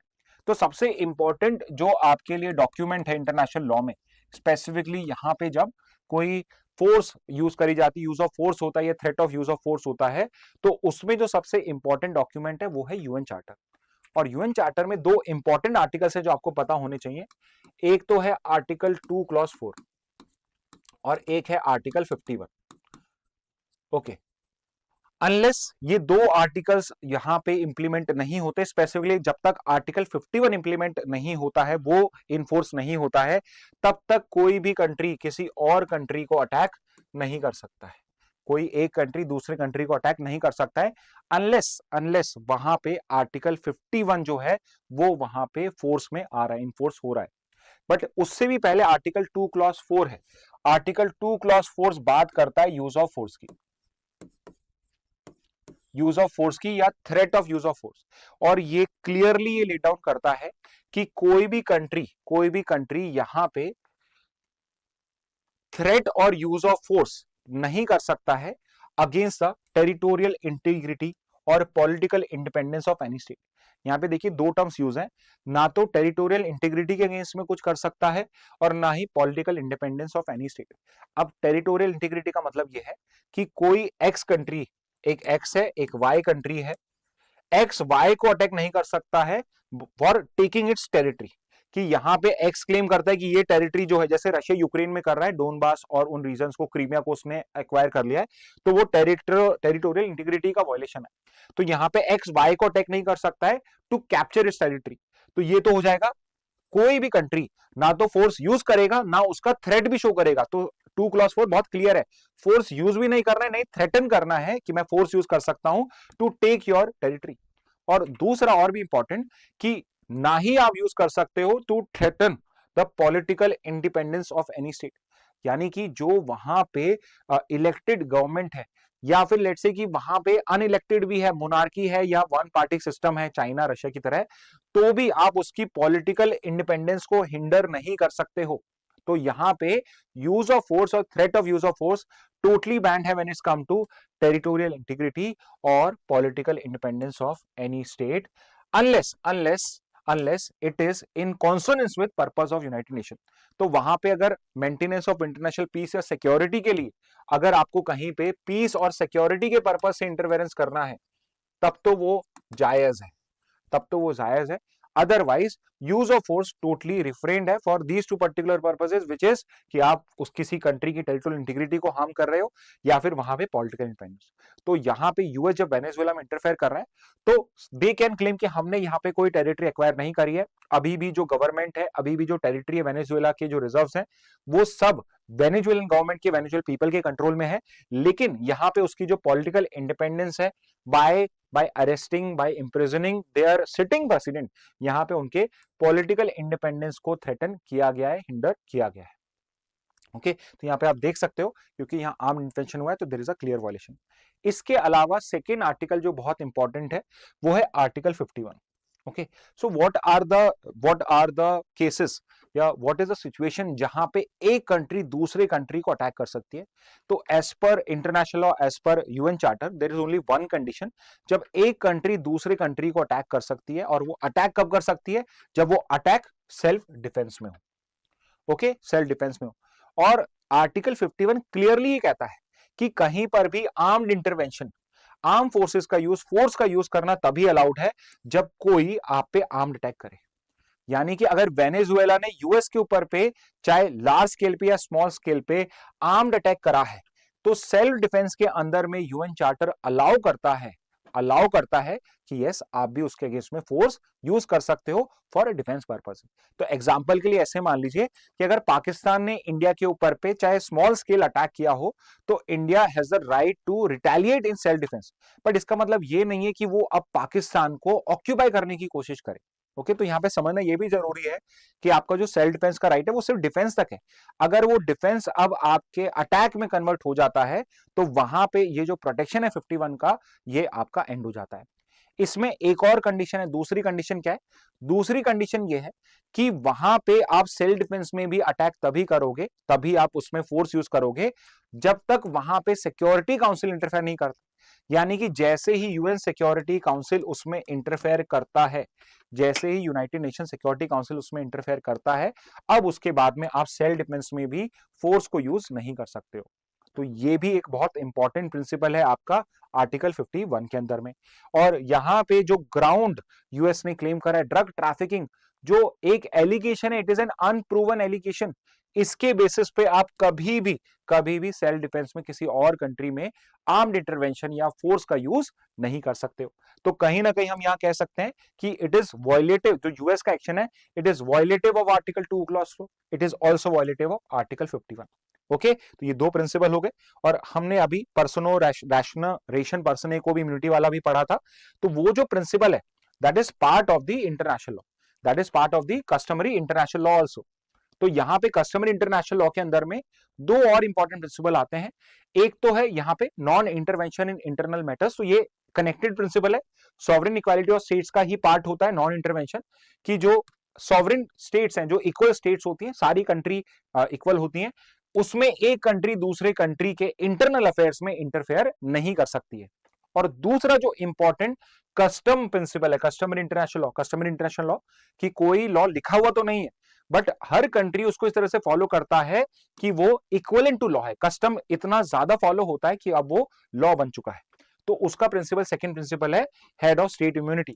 तो जो मैंने आपको ये प्रिंसिपल बताया था इम्यूनिटी रेशन पर्सन है, ये एक कस्टमरी इंटरनेशनल लॉ है, यानी कि all country are suppose to honour this particular law also, जिसमें एब्सोल्यूट इम्यूनिटी मिलती है ड्यूरिंग टेन्योर। तो जो वेनेजुएला के सिटिंग प्रेसिडेंट निकोलस मडुरो, उनके अगेंस्ट में यूएस के पास में इंटरनेशनल लॉ के अंदर में कोई राइट नहीं है जिसके अंडर में वो एक्शन ले सके, ठीक है। लेकिन मैंने आपको बताया था इसके दो एक्सेप्शंस होते हैं। एक्सेप्शंस क्या है कि अगर यहां पे कोई इंटरनेशनल क्रिमिनल ट्रिब्यूनल इन्वॉल्व हो, जैसे कि आईसीसी, और वो किन केसेस में इन्वॉल्व हो सकता है, जैसे कि यहां पे निकोलस मडूरो के अगेंस्ट में जिनोसाइड का केस होता, वॉर क्राइम का केस होता, क्राइम अगेंस्ट ह्यूमैनिटी का केस होता, या फिर क्राइम ऑफ अग्रेशन उन्होंने कमिट किया होता, क्राइम ऑफ अग्रेशन उन्होंने इंप्रूव किया होता। What is a crime of aggression? कि आपने किसी कंट्री पे वॉर डिक्लेयर नहीं करा है, but you are taking aggressive actions against them. जैसे कि इसका एक एग्जांपल होगा कि अगर पाकिस्तान इंडिया के अगेंस्ट में मिसाइल लॉन्चेस स्टार्ट करे तो वो सब क्या हो जाएंगे, क्राइम ऑफ अग्रेशन हो जाएंगे। और अगर पाकिस्तानी कोर्ट्स जो पर्सन रिस्पॉन्सिबल उनके अगेंस्ट में एक्शन नहीं लेता है तो ये जो है ये क्राइम ऑफ एग्रेशन में काउंट होगा। लेकिन कैसे भी आप जो ड्रग ट्रैफिकिंग है उसको किसी भी कैटेगरी में फॉल नहीं करा सकते हो। तो ये जो दो तीन प्रिंसिपल्स हैं ये बहुत इंपॉर्टेंट प्रिंसिपल है आपके समझने के लिए। ओके, अब हम आ जाते हैं फिर से जीके के एस्पेक्ट पे, which is what is the current status in Venezuela. तो सबसे इंपॉर्टेंट है, शायद हो सकता है कि ये नाम आपसे मिस हो जाए बाद में। वो क्यों हो सकता है? क्योंकि अभी वहां की जो वाइस प्रेसिडेंट है डेल्सी रॉड्रिगोस, अभी उनको एक्टिंग प्रेसिडेंट बनाया गया। फ्यूचर में हो सकता है किसी और को एक्टिंग प्रेसिडेंट बना दिया जाए, लेकिन एग्जामिनर ये बहुत नोट करता है कि आपने न्यूज को प्रॉपरली फॉलो किया था नहीं किया था। तो आपको पता होना चाहिए कि जब निकोलस मडूरो को अरेस्ट किया गया, who was made the acting president at that particular point. Okay, तो स्पेसिफिक टाइम पे जैसे ही यहां पे प्रेसिडेंट को कैप्चर किया गया तो किसको बनाया गया? तो यूजुअली जो जो आपकी कॉन्स्टिट्यूशन में भी लिखा हुआ है, इंडियन कॉन्स्टिट्यूशन में भी यही है कि अगर प्रेसिडेंट का ऑफिस वेकेंट हो जाता है for some reason, so it is the vice president who holds the office. तो यहाँ पे डेल्सी रॉड्रिगो जो वहां की वाइस प्रेसिडेंट थी, she has been made the president of Venezuela currently. Okay, अब बहुत इंपॉर्टेंट है ये समझना, अगर स्टेटमेंट बेस्ड क्वेश्चन आए तो उसमें रिस्क और इसके एक्शन के कॉन्सिक्वेंस क्या हो सकते हैं उस पर क्वेश्चन आ सकता है। So what are the risk and associated consequence of it? तो पहला तो है कि इससे इंटरनल इंस्टेबिलिटी जो है वो इंक्रीज हो सकती है। सेकेंड है कि रेफ्यूजी फ्लोज ऑब्वियसली और इंक्रीज होना स्टार्ट हो चुका है। वेनेजुएला के कंट्री में जो लोग हैं they started to move to other countries because they believe कि हो सकता है ये वॉर एक्सटेंड हो जाए। थर्ड इज इससे ऑर्गेनाइज क्राइम का एक्सपेंशन होगा बिकॉज अभी वहां के प्रेसिडेंट को कैप्चर किया हुआ है, so there is no real government there, US is continuously interfering there, तो यहां से ऑर्गेनाइज क्राइम जो है वो एक्सपेंड हो सकता है। एंड फोर्थ इज जो इसका लार्जर इंपैक्ट है कि it can cause destabilisation in Caribbean and Latin American countries, and not just these countries, this would also can be used as a justification by Russia against Ukraine and by China against Taiwan. अब यहां पे अगर China Taiwan को control करने की कोशिश करता है, यूएस के पास में कोई मॉरल ग्राउंड नहीं है। लेकिन मैं अगर आपको कहूं तो यूएस कभी मॉरल्स की उसने परवाह करी भी नहीं है, एथिक्स की परवाह करी भी नहीं है, बट फिर भी यहां पे चाइना अगर कल ताइवान को अटैक करता है, रशिया अब यूक्रेन को एक्वायर करने की कोशिश करता है, तो यूएस के पास में कोई मॉरल ग्राउंड नहीं है, एथिकल ग्राउंड नहीं है to basically oppose these two countries in these actions. Okay, अगर आपसे पूछ लिया जाए, अब ये बहुत स्टूडेंट्स इग्नोर कर जाते हैं कि कौन से कंट्रीज हैं जिन्होंने अभी तक सपोर्ट करा है, कौन से कंट्रीज हैं जो उनके अगेंस्ट में। तो एक कंट्री जो टोटली यूएस के यहाँ पे फेवर में है वो है इजराइल। तो इजराइल आपको याद रखना है बिकॉज इजराइल का डायरेक्ट इंटरेस्ट यूएस के साथ, तो इजराइल यहाँ पे फुल सपोर्ट प्रोवाइड कर रहा है टू द यूएस। लेकिन what about China and Russia? China and Russia ने इसको डायरेक्टली हेजेमोनिक एक्शन बोला है, इसको टोटली अगेंस्ट इंटरनेशनल लॉ बोला है। And immediately they asked, China has immediately asked कि जो निकोलस मडूरो है और उनकी वाइफ को यहाँ पे रिलीज करा जाए और उनको वापस वेनेजुएला सेंड करा जाए। What about India? तो India has always been, India has never taken a proper stand in these cases, और यहां पर भी इंडिया ने क्या करा है, अपने आप को न्यूट्रल शो करा है, बट कंसर्न करा है कि yes it is concern about the welfare of the public, not about international law, it is concern about the welfare of civilians and it would want कि एक पीसफुल डायलॉग हो। सो it is the same copy paste statement जो हमने use करा था for Russia Ukraine, हमने कोई clear side नहीं ली, वी वांटेड कि this is not the time of war, this is the time of peace, और यहाँ पे दोनों कंट्रीज को बैठ के एक प्लॉजिबल सॉल्यूशन निकालना चाहिए। ऐसा ही कुछ यहाँ पर भी इंडिया ने सजेस्ट करा कि there should be a peaceful dialogue to find a solution for the Venezuelan crisis. अब व्हाट अबाउट यूरोप? तो यूरोप में मिक्स रिएक्शन है। यूके हैज सेड कि UK is not directly involve into it, and UK Keir Starmer जो वहां के prime minister हैं, he said कि is going to talk to US president to know their specific views and they would request की proper action या proper यहाँ पे decisions लिए जाएं. But what about other countries, France है, जर्मनी है, दे हैव सेड कि it is a danger president. आगे जाके इसके थ्रू आपका जो इंटरफेरेंस है बाकी कंट्रीज का वो अदर कंट्रीज में इंक्रीज होगा, and there would not be any moral stand, moral justification for such criticism. तो यहाँ पे ये इंटरनेशनल यहाँ पे ग्लोबल रिएक्शन भी रहा है. ओके, तो ये है आपका वेनेजुएला का जो करंट इशू चल रहा है. So this is all for Venezuela, US intervention Venezuela. And what I realised is कि ये बहुत इंपॉर्टेंट टॉपिक है, डेवलपिंग स्टोरी है, इसमें बहुत सारी चीजें चेंज होंगी. तो आप इस चीज की टेंशन मत करना. मैं आपको एक सजेशन देता हूं, आप जो अगर न्यूज़पेपर रीड कर रहे हैं, जितनी भी न्यूज आपकी वेनेजुएला से रिलेट आ रही है, यू मेक श्योर कि आप उसको रीड करिए, लेकिन उनके नोट्स बनाने की रिक्वायरमेंट नहीं है. ओके, नोट्स बनाने की रिक्वायरमेंट नहीं. क्यों कह रहा हूं मैं ये?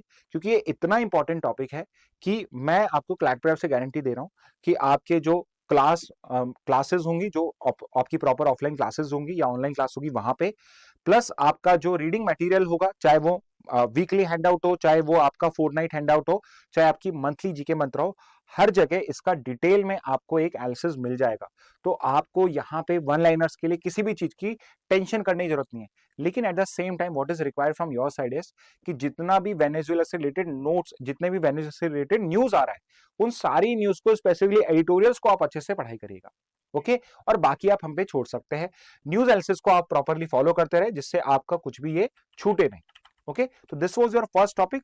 अगेन लाइक आई सेड कि सिर्फ यही न्यूज नहीं है न्यूज़पेपर में, और भी इंपॉर्टेंट न्यूज आई है. तो एग्जामिनर ये तो है नहीं कि वेनेजुएला की न्यूज बहुत इंपॉर्टेंट है तो जीके में 28 क्वेश्चन अगर आपके आते हैं, 30 क्वेश्चन अगर आपके आते हैं कहीं पे, तो वहां पे 30 के 30 क्वेश्चन वेनेजुएला के होंगे. एंड ऑफ द डे 5 से 6 क्वेश्चन ही आने हैं. तो बाकी के क्या इंपॉर्टेंट टॉपिक्स है वो भी करना जरूरी है. ओके, तो अभी हमने इतना बड़ा टॉपिक करा है, तो एक बहुत ही शॉर्ट टॉपिक कर लेते हैं, विच इज कि यहाँ पे बांग्लादेश ने रिक्वेस्ट करा है आईसीसी से कि जो T20 वर्ल्ड कप इंडिया और श्रीलंका होस्ट करने वाले हैं अभी फरवरी मार्च के अंदर में, उसमें जो बांग्लादेश के मैचेस हैं उनको इंडिया के बाहर शिफ्ट करा जाए. So it is a request which has been made by the Bangladesh cricket board. And why they have made it? तो ऑल्दो दे हैव सेड कि there is security concern, but इसका current political context है. The political context is कि यहाँ पे आपका IPL होता है, इंडिया में वेरी फेमस आईपीएल है आपका. आईपीएल में एक बहुत फेमस टीम है, केकेआर है, कोलकाता नाइट राइडर्स है. कोलकाता नाइट राइडर्स को एसआरके ओन करता है. ओके, अब ये तो मेरे को लिखना था, एसआरके से नहीं, केकेआर से मतलब है मुझे. केकेआर और केकेआर ने जो डिफरेंट प्लेयर्स खेलते हैं, इंटरनेशनल प्लेयर्स भी खेल सकते हैं, उसमें उन्होंने बांग्लादेश के एक बहुत अच्छे बॉलर मुस्तफिजुर रहमान को यहां पे साइन किया था. So they signed a Bangladeshi player into the IPL, उन्होंने उसको ड्राफ्ट किया. और यहाँ पे एक डिमांड रेज हुई पब्लिक के अंदर में कि आप बांग्लादेश कंट्री जहां पे एंटी इंडिया सेंटिमेंट हो रहा है, वहां पे हिंदूज को टारगेट किया जा रहा है, उस कंट्री के किसी प्लेयर को आप कैसे आईपीएल में इनकॉर्पोरेट कर सकते हैं. अब देखिए, यहाँ पे स्मार्टनेस तो ये हो सकती थी कि सारी जो आपकी टीम्स हैं उनको पहले ही ये मैसेज सेंड कर दिया जाता कि आप किसी भी बांग्लादेशी प्लेयर को ड्राफ्ट नहीं करें, तो वहां पे ये कंट्रोवर्सी नहीं होती, because you CAD have easily claim कि कोई भी प्लेयर इतना अच्छा है ही नहीं कि वो डिजर्व करे. लेकिन यहाँ पे क्या हो रहा है कि केकेआर ने किसी प्लेयर को साइन कर दिया, पब्लिकली इसका आपने प्रोटेस्ट कर दिया, और उसके बाद में BCCI, I hope you are aware full form क्या है, तो मुझे बीसीआई का फुल फॉर्म बता दीजिए. बीसीआई का फुल फॉर्म आपसे पूछ सकते हैं, बीसीआई का फुल फॉर्म बता दीजिए. इसने केकेआर को रिक्वेस्ट करा, कि आप इस प्लेयर को रिलीज कर दीजिए, इसको रिमूव कर दीजिए. अब जब ये इंसिडेंट हुआ तो बांग्लादेश ने इसको बहुत नेगेटिवली लिया कि अगर वो किसी बांग्लादेशी प्लेयर को अपनी लीग्स में नहीं खिला सकते हैं, सो बांग्लादेश हैज आल्सो डिसाइडेड कि वो भी इंडिया के अंदर में मैच नहीं खेलेगा. तो ऑल्दो उन्होंने रीजन तो सिक्योरिटी कंसर्न्स दिए कि देयर आर सिक्योरिटी कंसर्न्स की जिस वजह से इंडिया पाकिस्तान में नहीं खेलता और पाकिस्तान इंडिया में नहीं खेल रहा, तो सिमिलरली बांग्लादेश आल्सो है security concerns and it wants कि इसके जितने भी मैचेस हो वो आउटसाइड इंडिया हो. तो पॉसिबली उनके जो मैचेस हैं दे आर डिमांडिंग कि वो श्रीलंका में हो. तो मैं इसको एक नेगेटिव पीआर कहूंगा जो बहुत अच्छे से मैनेज किया जा सकता था. और यहाँ पे सिर्फ क्रिकेट ही नहीं, थोड़ा सा इनको लॉन्ग टर्म सोचना चाहिए था सारे पॉलिटिशियंस को, बीसीआई को, इनको. And they should have seen it कि यहाँ पे पाकिस्तान के साथ आपके पहले रिलेशंस खराब है वेस्टर्न फ्रंट पे, बांग्लादेश में वैसे ही पब्लिक सेंटिमेंट आपके अगेंस्ट है। तो जब आप इस तरह के एक्शंस पब्लिकली करते हो तो जो पब्लिक सेंटिमेंट है और जो आपकी पॉलिटिकल सेंटिमेंट्स हैं in the country of Bangladesh, वो और भी ज्यादा नेगेटिव होता है। तो sports would have provided a way जिसके थ्रू जो बांग्लादेश के लोग हैं और इंडिया के लोग हैं वो साथ में कुछ सेलिब्रेट कर पाते। लेकिन अब क्या हो रहा है, आपने कंप्लीट यहाँ पे उनको आइसोलेट करने की कोशिश करी है, जिसका शायद नेगेटिव इंप्लीकेशन ज्यादा हो सकता है इंडिया के लिए। ओके, एंड इसमें शशि थरूर और बाकी के पॉलिटिकल लीडर्स ने सो क्रिटिसाइज भी करा है कि यहाँ पे ये चीज करने की कोई रिक्वायरमेंट नहीं थी, क्योंकि हमें स्पोर्ट्स को आपकी जो पॉलिटिकल आपका जो करंट पॉलिटिक्स है, जियो पॉलिटिक्स है, उससे सेपरेट रखना चाहिए। बट एनीवे यहाँ पे दो मेन बॉडीज जो इन्वॉल्व है, एक तो है ICC, I hope you know what is ICC. तो यहाँ पे इंटरनेशनल क्रिकेट काउंसिल। तो आप मुझे बताइए इसके अभी करंट हेड का नाम क्या है, आईसीसी का हेड कौन है? बीसीआई के भी हेड का नाम बता सकते हैं आप मुझे कमेंट बॉक्स में, पता होना चाहिए आपको। और आईसीसी का हेडक्वार्टर कहाँ पे, where is the headquarter of ICC located? तो आप मुझे ये कमेंट बॉक्स में बताइए। और यहाँ पे दिस इज योर न्यूज। तो बहुत शॉर्ट में न्यूज है, जैसे अगर ये क्वेश्चन बनाना चाहे हमें, क्योंकि हमें तो एमसीक्यू से मतलब है, तो एक एमसीक्यू बन सकता है, which country requested ICC that it would want कि इसके जो मैचेस हैं वो आउटसाइड इंडिया होल्ड करे जाए। तो इस तरीके का क्वेश्चन वो बना सकते हैं। ओके, अब हम नेक्स्ट पे आ जाते हैं। नेक्स्ट क्वेश्चन है वो, अगेन आई सेड कि भाई आप सिर्फ और सिर्फ वेनेजुएला पे फोकस ना करें, बाकी चीजें भी काम की आ रही है। जैसे कि जो अभी हमारे पास नवंबर का डेटा आया है, ऑयल इंपोर्ट का जो डेटा आया है, उसके अंदर में वही यूजुअल न्यूज है कि रशिया का जो ऑयल इंपोर्ट है वो 6 मंथ के हाई पे है। अगर हम पिछले 6 महीने का डेटा देखें, हम किन कंट्री से ऑयल मंगा रहे हैं, तो नवंबर के मंथ में इंडिया ने सबसे ज्यादा ऑयल इंपोर्ट करा है रशिया से। तो यहाँ पे सबसे ज्यादा ऑयल इंपोर्ट कहां से करा है? रशिया से करा है। ओके, तो अगेन ये न्यूज तो इतनी ही है, लेकिन इसके बैकग्राउंड में बहुत इंपॉर्टेंट आपके वन लाइनर्स हैं, बहुत ही इंपॉर्टेंट आपके लिए यहाँ पे क्लैट के क्वेश्चन है। And what are those question? जैसे कि आपसे पूछा जा सकता है कौन सी वो कंट्री है जिसके पास सबसे बड़े प्रूवन ऑयल रिजर्व है। और वेनेजुएला के इंसिडेंट के कंटेक्स्ट में ये न्यूज बहुत इंपॉर्टेंट हो गई है। अब इसमें जरूरी नहीं कि आप टॉप 10 याद करो, टॉप 5 याद करो। मेरे हिसाब से अगर आपको टॉप 3 पता है और इंडिया की रैंकिंग कहीं पर है तो वो पता है, तो दैट्स मोर देन इनफ। तो जैसे कि सबसे पहला क्वेश्चन तो यही हो जाएगा कि भाई which country has the largest proven oil reserves? तो I am sure everyone knows it now कि it is a Venezuela, and that is the real reason why US has intervene in Venezuela. Okay, इसके बाद proven oil reserve मतलब कि extraction नहीं, production नहीं हो रहा है, पर अगर जमीन के नीचे देखा जाए, बिलो आपके ओशन देखा जाए, तो सबसे बड़े ऑयल रिजर्व जो प्रूवन है कि पता है, वो किसके पास है? वेनेजुएला के पास है। सेकंड पे सऊदी अरेबिया और थर्ड पे ईरान है। ओके, तो ये 3 कंट्रीज हो जाएंगे। इसके बाद यहां पे आ गया ऑयल प्रोडक्शन, यानी कि इनके पास सबसे बड़ा तेल का भंडार नहीं है, ऑयल रिजर्व्स नहीं है, बट सबसे ज्यादा प्रोडक्शन ये लोग कर रहे हैं जितना भी ऑयल है इनके पास, जिसमें फर्स्ट नंबर पे कौन है? यूएस है। ठीक है, तो ये एक बहुत इंपॉर्टेंट चेंज है। कहीं ना कहीं जब से यूएस को ऑयल रिजर्व मिले, शेल ऑयल गैस रिजर्व मिले, तब से यूएस का जो इंटरेस्ट है ऑयल में थोड़ा कम हुआ है। इतना भी कम नहीं हुआ इसलिए वेनेजुएला में अटैक करा है, बट थोड़ा कम हुआ है। और उसने तब से ही बराक ओबामा और इन्होंने जो आइसोलेशनिज्म की जो पॉलिसी थी, या फिर जो मिडिल ईस्ट में नॉन इंटरफेरेंस की पॉलिसी थी, तब से इसको इंप्लीमेंट करना स्टार्ट किया। बिकॉज अब उसको ऑयल का इतना रिक्वायरमेंट नहीं था, क्योंकि वो खुद ही खूब सारा ऑयल प्रोड्यूस कर रहा है। सेकंड पे अगेन यहां पर भी सऊदी अरेबिया है, और थर्ड पे प्रोडक्शन की बात करी जाए तो यहां पे रिजर्व्स है। ओके, यहां पे लिखा भी है shale oil production, shale type के एक ये अंडर वाटर मिलता है आपको, और इसके थ्रू आपका ऑयल एक्सट्रैक्ट किया जाता है। ओके, तो नेक्स्ट पे मूव करते हैं। तो ये ऑयल प्रोड्यूसर्स हो गए। इसके बाद next what you need to know, oil consumption में सबसे ऊपर कौन है? तो आप देख सकते हैं ऑयल प्रोड्यूस भी कर रहा है, बट सबसे ज्यादा कंज्यूम भी कौन करता है? आज भी यूएस ही करता है।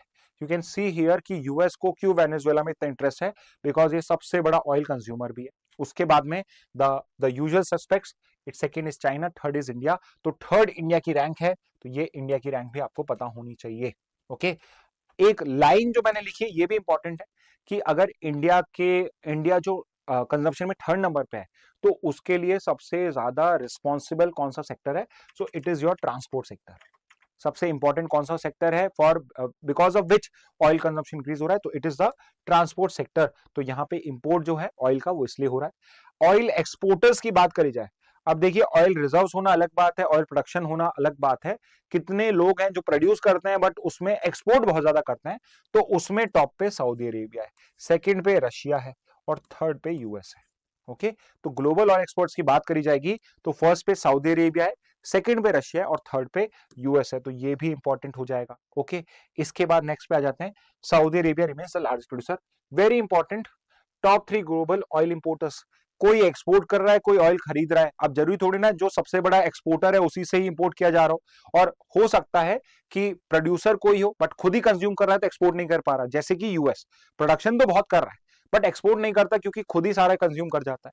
लेकिन कुछ कंट्री है जो इंपोर्ट कर रही है दूसरी जगहों से, तो सबसे ज्यादा इंपोर्ट कहां पे हो रहा है, वहां पे हो रहा है चाइना से। लेकिन आप सेकंड नंबर पे देखिए कौन है, यूएस है, तो सबसे बड़ा ऑयल प्रोड्यूसर है और सबसे बड़ा ऑयल प्रोड्यूसर है, लेकिन उसका जो प्रोडक्शन है वो पूरा खुद कंज्यूम कर रहा है, थोड़ा बहुत एक्सपोर्ट भी कर रहा है और उसके बाद उसे थोड़ा इंपोर्ट भी करना है। तो अगर आपके पास ऑयल है, आप एक्सपोर्ट कर रहे हो तो खुद ही यूज कर लो, इंपोर्ट क्यों करना है?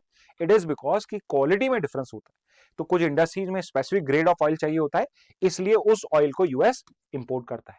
और इसमें अगर इंपोर्ट्स की बात करी जाए, थर्ड नंबर पे क्या आ जाएगा, इंडिया आ जाएगा। तो चाइना जो है वर्ल्ड का लार्जेस्ट क्रूड ऑयल इंपोर्टर है।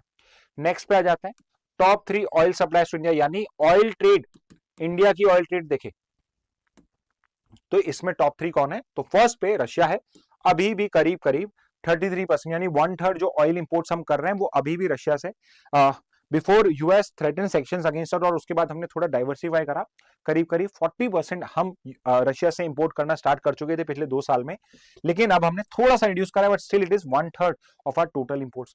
सेकंड पे इराक है और थर्ड पे Saudi Arabia, but you can see the gap here कि कितना गैप है, थोड़ा बहुत हमने डाइवर्सिफाई करके यूएस से भी इंपोर्ट स्टार्ट करा है, बट यूएस अभी टॉप 5 में भी नहीं है। These are the primary countries. इसके अलावा अगर आपसे पूछ लिया जाए कि किस रीजन से सबसे ज्यादा ऑयल इंडिया इंपोर्ट करता है, तो it would not be Russia या America, it would be middle East. अगर रीजन पूछ लिया जाए कि किस रीजन से इंडिया सबसे ज्यादा इंपोर्ट करता है, तो it is going to be middle east. Okay, और अगर हम मिडल ईस्ट को पूरा एक रीजन माने, एक सिंगल कंट्री होता मिडल ईस्ट, तो सबसे बड़ा oil reserve obviously middle east में ही होता। ओके, तो ये कुछ बहुत ही ज्यादा इंपॉर्टेंट वन लाइनर्स हैं, प्लीज प्लीज प्लीज इसको कहीं पे आप लिख लीजिएगा क्योंकि ये बहुत काम की चीज है। लाइक आई सेड कि एक हम यहाँ पे लीगल कंसेप्ट भी पढ़ लेंगे। अब ये छोटी सी न्यूज है, मोस्ट प्रोबेबली आपने इसको स्किप ही कर दिया होगा, और वैसे इस न्यूज से कोई मतलब नहीं है, बट इस न्यूज में 2 कंसेप्ट्स हैं जो मैं आपसे शेयर करना चाहता हूँ। तो न्यूज तो ये है कि जो डेरा सच्चा सौदा के चीफ थे गुरमीत राम रहीम सिंह इंसान, उनको 20 साल की जेल टर्म मिली हुई है फॉर रेपिंग 2 माइनर्स। जो उनके 2 फॉलोवर्स थे, उनको रेप करने की वजह से यहाँ पे उनको 20 ईयर का जेल टर्म वो सर्व कर रहे हैं।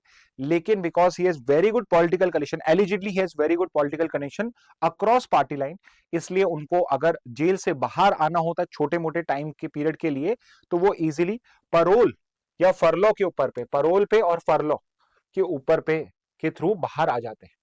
ओके, जैसे एक रिपोर्ट आई थी कि शायद साल के 365 डेज में 100 डेज प्लस तो ये जेल के बाहर रह जाते हैं, क्योंकि इनके कनेक्शन अच्छे हैं, तो इनको जो परोल होती है वो कोर्ट से इजीली मिल जाती है। आई डोंट नो कितना सच है, but yes this is the allegation against them.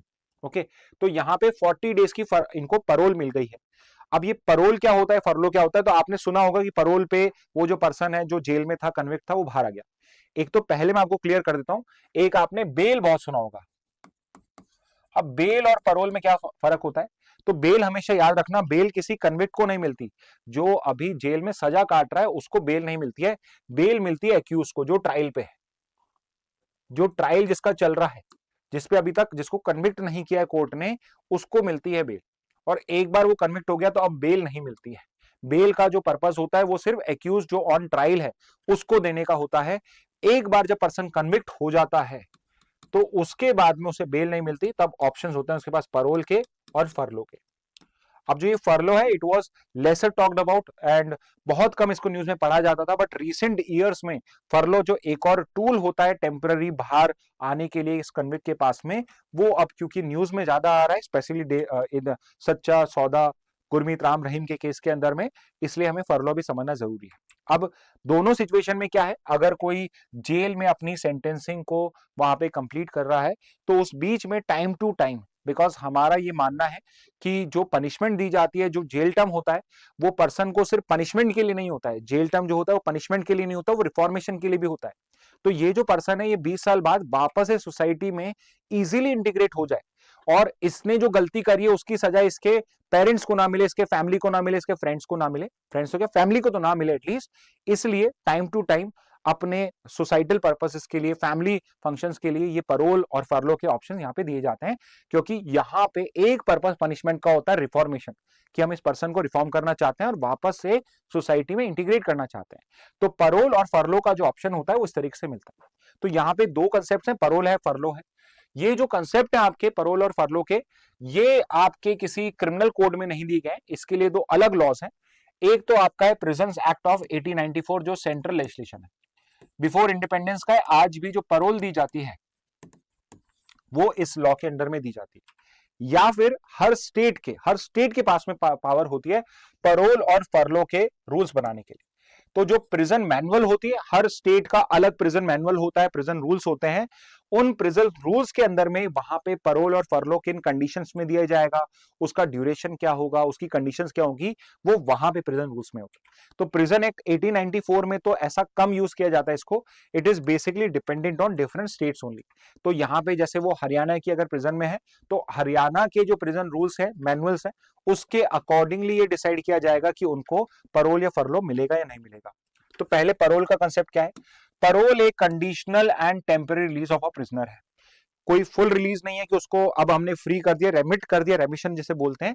यहाँ पे टेम्पररी पीरियड के लिए निकाला जाता है और कंडीशनल होता है। यानी कि कोर्ट ऐसा नहीं है कि उसको बिना कंडीशन के छोड़ देगा कि कोई कंडीशन नहीं है, ये कंडीशनल होता है। और ये एक प्रिविलेज है, कोई लीगल राइट नहीं है। मतलब कि पैरोल कोई ये नहीं कह सकता जो कन्विक्ट है कि ये मेरा लीगल राइट है, आपको मुझे पैरोल देनी पड़ेगी। It's a privilege. तो अगर स्टेट प्रिजन रूल्स के अंडर में गवर्नमेंट एग्री करती है, कोर्ट एग्री करता है, तो आपको पैरोल अलाउ होगी, अदरवाइज आपको पैरोल अलाउ नहीं होगी। यूजली किन ग्राउंड्स होते हैं, कैसे ग्राउंड्स में पैरोल दी जाती है? जैसे कि किसी क्लोज फैमिली मेंबर, पेरेंट्स की, स्पाउस की, या किसी क्लोज रिलेटिव की, चाचा ताऊ की, उनकी कोई डेथ हो जाए तो उस केस के अंदर में ये आपको पैरोल का अलाउ किया जाता है। सीरियस इलनेस है किसी रिलेटिव की, कोई हॉस्पिटलाइज है तो उनसे मिलने के लिए भेजा जाता है आपको। किसी ब्लड रिलेटिव की मैरिज, आपसे ब्लड से कोई रिलेटेड है तो उसकी अगर कोई शादी है तो उसके लिए, और स्पेसिफिकली अगर आपको कोई मेडिकल ट्रीटमेंट चाहिए तो इन केसेस में these are the common grounds. तो ये ग्राउंड्स याद करने की जरूरत नहीं है, बट फिर भी एक आइडिया होना चाहिए आपको कि अगर लीगल का क्वेश्चन आ जाए तो कैसे आप करोगे। ओके, तो इन ग्राउंड्स पे दिया जाता है। और क्या कंडीशंस होती हैं? तो वेरी इंपॉर्टेंटली ये जो आपको पैरोल मिलती है, ये स्पेसिफिक पर्पस इमरजेंसी, तो 4-5 ग्राउंड्स बता दिए मैंने, स्पेसिफिक पर्पस या इमरजेंसी के लिए पैरोल मिलेगी, यानी आपको जनरल पैरोल नहीं मिलती है कोई।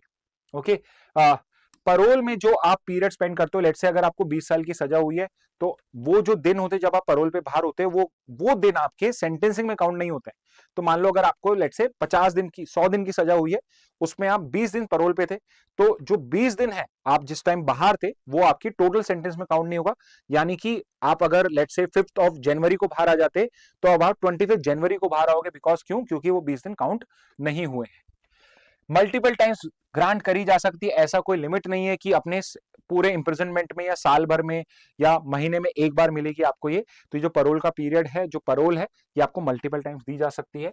कौन करता है? तो यूजुअली डिविजनल कमिश्नर या स्टेट होम डिपार्टमेंट, स्टेट पे डिपेंड करता है, बट यूजुअली जो स्टेट होम डिपार्टमेंट होता है उसके अंदर में ऑफिशियल्स होते हैं जो ये ग्रांट कर सकते हैं। टाइप्स ऑफ पैरोल क्या होता है? तो एक तो रेगुलर पैरोल होती है, तो जनरल फैमिली इमरजेंसीज के लिए, पर्सनल रीजंस के लिए दी जाती है 1 महीने के लिए, और इसको एक्सटेंड भी किया जा सकता है। और कई बार इमरजेंसी पैरोल दी जाती है जो सडन और ग्रेव इमरजेंसी में दी जाती है, जनरली फॉर 24 से 48 आवर्स, और प्रिजनर्स में रिमेन अंडर पुलिस एस्कॉर्ट। तो यहाँ पे कंडीशनल होती है, तो याद रखना कि अगर आपको यहाँ पे इमरजेंसी या कस्टडी पैरोल दी जा रही है तो ये रेगुलर पैरोल नहीं है। यहाँ पे तो it is not necessary, regular parole में तो आपके साथ में पुलिस एस्कॉर्ट नहीं होगा, बट यहाँ पे आपके साथ में पुलिस वाला भी भेजा जाएगा, possibly because you are a dreaded gangster, या फिर देर इज अ पॉसिबिलिटी कि you might run away if no one is looking at you. तो यहाँ पे 2 तरह की पैरोल बेसिकली होती है। ओके, और पैरोल की तरह ही एक और कंसेप्ट होता है फरलो। ये बहुत कम पता होता है, तो इसको आप कहीं पे लिख सकते हैं, तो कभी भी टाइम मिले तो इनको रिवाइज करना। फरलो is a periodic and planned release of a conflict. तो जो लॉन्ग टर्म प्रिजनर्स होते हैं, जो लेट से 20 साल 30 साल या लाइफ इम्प्रिजनमेंट पे होते हैं, उनको फरलो का यहाँ पे प्रोविजन होता है। अगेन ये भी एक प्रिविलेज है, this is not a legal right. Periodic होती है और प्लान रिलीज होता है। इसका मतलब ये है कि इसके अंदर में ये आपको कभी भी नहीं दी जाएगी, ये एक प्लान वे में दी जाती है। जैसे कि वो डिपेंड तो करेगा स्टेट के रूल्स के ऊपर पे, बट यूजली करा जाएगा कि साल में एक बार फरलो मिलेगी, या 2 साल के पीरियड में, या 5 साल के में। इस तरीके से वो एक प्लान रिलीज होती है। एंड द रीजन इज कि आप वापस से जो पर्सन है उसको सोसाइटी में इंटीग्रेट कर सको। ठीक है, लिंक्ड किससे होती है, तो ये हर किसी को नहीं मिलती। इसकी कंडीशन ये होती है कि अगर आपका गुड कंडक्ट रहा है, आप डिसिप्लिन पर्सन थे इनसाइड प्रिजन, विच मींस कि possibly you have reformed as a person, तो एज अ रिवॉर्ड आपको ये फरलो करी जाती है। But again it's not an absolute right. कब कब डिनाई करी जा सकती है कि अगर आपको छोड़ा जाता है तो पब्लिक ऑर्डर डिस्टर्ब हो सकता है। तो गुरमीत राम रहीम के बाहर आने पे अगर राइट हो जाए तो उस बेसिस पे आपको ये फरलो डिनाई की जाती है।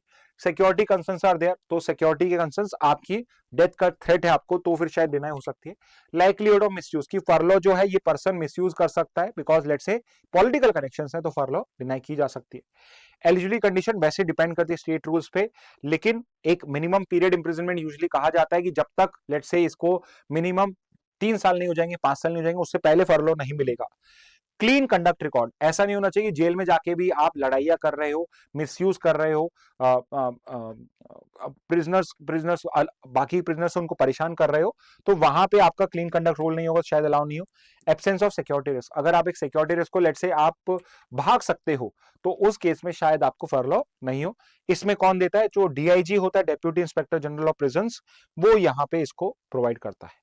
ओके, तो ये हो जाएगा आपका फरलो। तो पैरोल है और फरलो है, दोनों आपको पता होनी चाहिए। हिंदू में आ जाते हैं, हिंदू पे ही न्यूज चल रहा है। एक और न्यूज आई है बहुत अच्छी, वैसे ये हम जो क्लास 12 स्टूडेंट्स है क्लास में इसको कवर कर चुके हैं, and it is with regard to a very important constitutional amendment being done to the constitution of Pakistan. कहने के लिए पाकिस्तान में भी एक कॉन्स्टिट्यूशन है, ऑल्दो उसका कोई पर्पस नहीं है, वो एक्चुअल में वर्क नहीं करता है शायद, क्योंकि वहां जो आर्मी चाहती है, आसिम मुनीर चाहता है करंटली, वही होता है। तो वहां पर फिर से एक अमेंडमेंट किया गया कॉन्स्टिट्यूशन के अंदर में, और उसका रिपरकशन ये है, उसका इम्प्लीकेशन ये है कि अब जो आपके सर्विंग आर्मी ऑफिशियल्स होते हैं, स्पेसिफिकली जो हाईएस्ट ऑफिशियल्स हैं, प्लस जो आपके रिटायर्ड ऑफिशियल्स हैं, उनको एक एब्सोल्यूट इम्यूनिटी दे दी गई। यानी कि आसिफ मुनीर आज के टाइम में एज अ आर्मी जनरल वो कुछ भी करे, तो ना तो अभी ना रिटायर होने के बाद में कोई भी जो कोर्ट है वो उसके अगेंस्ट में कोई एक्शन नहीं ले पाएगा। इसके अलावा जो करंट उनका जुडिशियल सिस्टम है, जिसमें हाईएस्ट कोर्ट सुप्रीम कोर्ट होता है, उसका भी जुरिडिक्शन रिस्ट्रिक्ट कर दिया गया। तो सुप्रीम कोर्ट और हाई कोर्ट जो उनके कॉन्स्टिट्यूशन के हाईएस्ट कोर्ट्स हैं, उनके ऊपर उन्होंने एक फेडरल कॉन्स्टिट्यूशनल कोर्ट क्रिएट कर दिया है, और सुप्रीम कोर्ट हाई कोर्ट के जुरिडिक्शन को रिड्यूस कर दिया है। अब ये फेडरल कॉन्स्टिट्यूशन कोर्ट क्या करेगा, तो जितने भी जो नेशनल सिक्योरिटी के मैटर्स हैं, या अगर यहां पे कोई एक्शन भी लेना है आर्म फोर्सेस के पर्सनल्स के ऊपर पे या प्रेसिडेंट प्राइम मिनिस्टर पे, तो अब सुप्रीम कोर्ट एक्शन नहीं लेगा, it is the federal constitution court.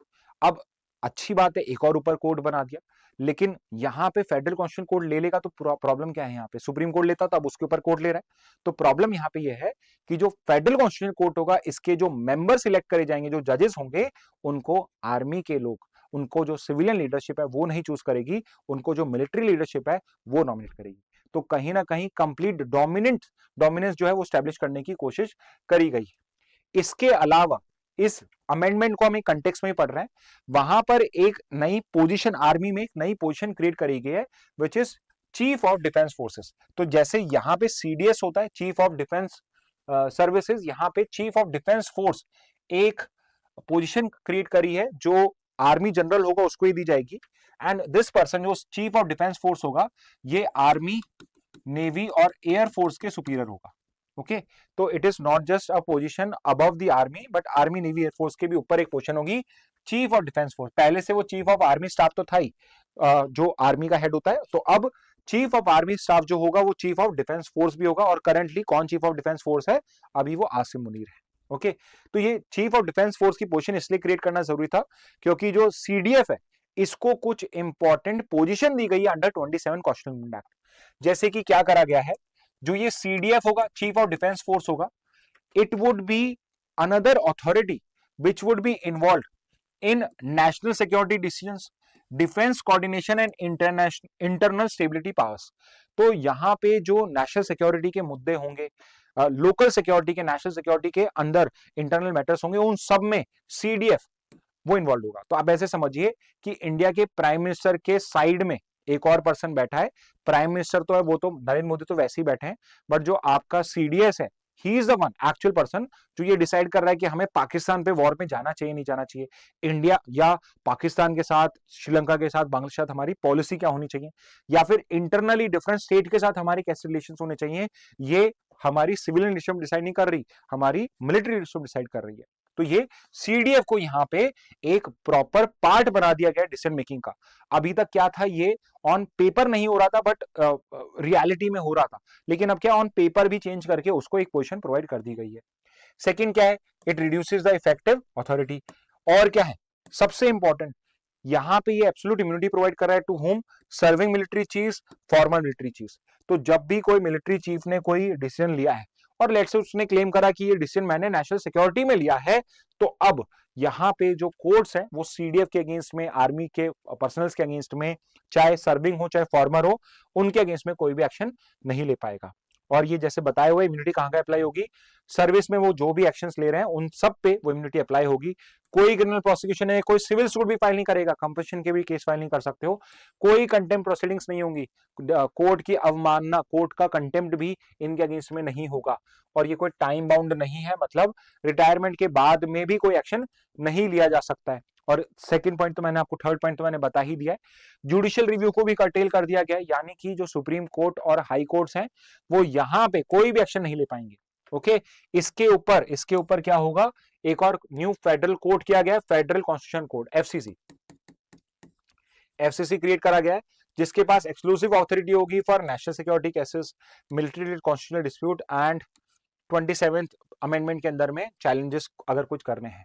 तो अगर ये 27 कॉन्स्टिट्यूशनल अमेंडमेंट करना है, मान लो ये गलत है, अनकॉन्स्टिट्यूशनल है, तो इंडिया में कौन करता है, सुप्रीम कोर्ट, पाकिस्तान में कौन करता है, सुप्रीम कोर्ट। और 27th अमेंडमेंट ने क्या करा, कोर्ट क्रिएट करा, और ये जो कॉन्स्टिट्यूशन है जिसमें ये कोर्ट क्रिएट करा है, इसकी कॉन्स्टिट्यूशनलिटी को चैलेंज करना है तो कौन देखेगा, फेडरल कोर्ट ही करेगा। अब आप ये सोचिए, अगर कोई लॉ है वो एक बॉडी क्रिएट करता है, तो वो बॉडी ही डिसाइड करेगी वो लॉ सही है नहीं है। तो क्या वो बॉडी कह सकती है कि नहीं ये लॉ गलत है, क्योंकि अगर वो लॉ गलत हुआ तो वो एफसीसी गलत हो जाएगी, तो फिर वहां पे वो एग्जिस्टेंस ही नहीं होगी। तो यहां पे उसी को ही पावर दे दी गई है, और रेगुलर कोर्ट्स को इन मैटर्स में, नेशनल सिक्योरिटी के मैटर्स में इंटरफेयर करने से मना करा है।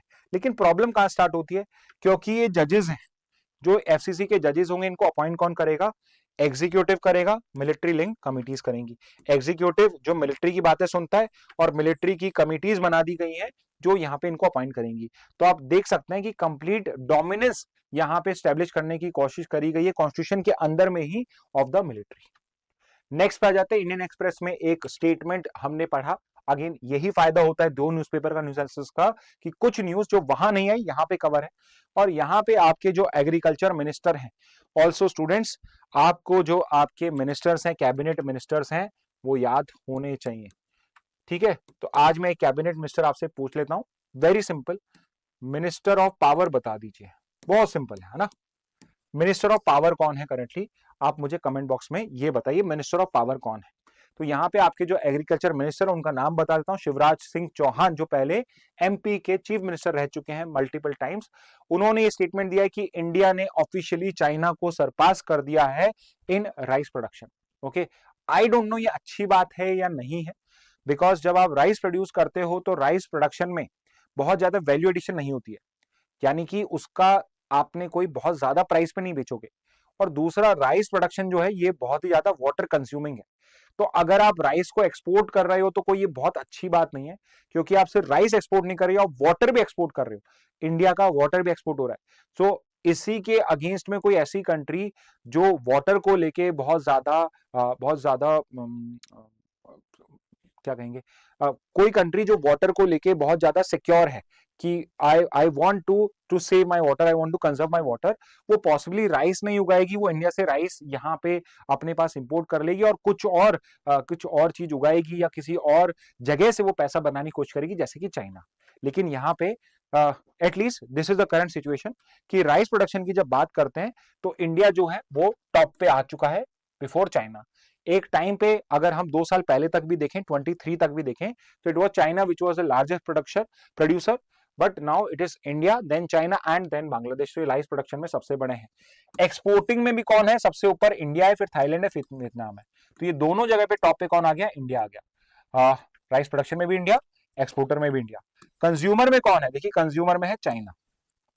ओके, कंज्यूमर में कौन है? चाइना। तो ये तीनों के टॉप पता होने चाहिए, इंडिया की पोजीशन भी पता होनी चाहिए। जैसे कि यहाँ पे इंडिया टॉप पे, यहां पर भी टॉप पे, कंजम्पशन में इंडिया सेकंड के ऊपर पे है। ओके, अगर वैसे एक और इंटरेस्टिंग चीज बोलता हूं, क्योंकि यहाँ पॉपुलेशन ज्यादा है तो कोई कम भी खा रहे हैं, लेकिन सब खा रहे हैं तो ज्यादा हो जाएगा। तो अगर पर कैपिटा बेसिस पे देखो कि पर पर्सन सबसे ज्यादा कंजम्पशन कहां पे है राइस का, तो वो है आपके नेबरहुड में म्यांमार। तो ये एक अलग से पॉइंट आप लिख सकते हो। पर कैपिटल कंजम्पशन में आप देखोगे तो it is going to be Myanmar and not India और चाइना। तो ये रैंकिंग्स भी आप पता कर सकते हो।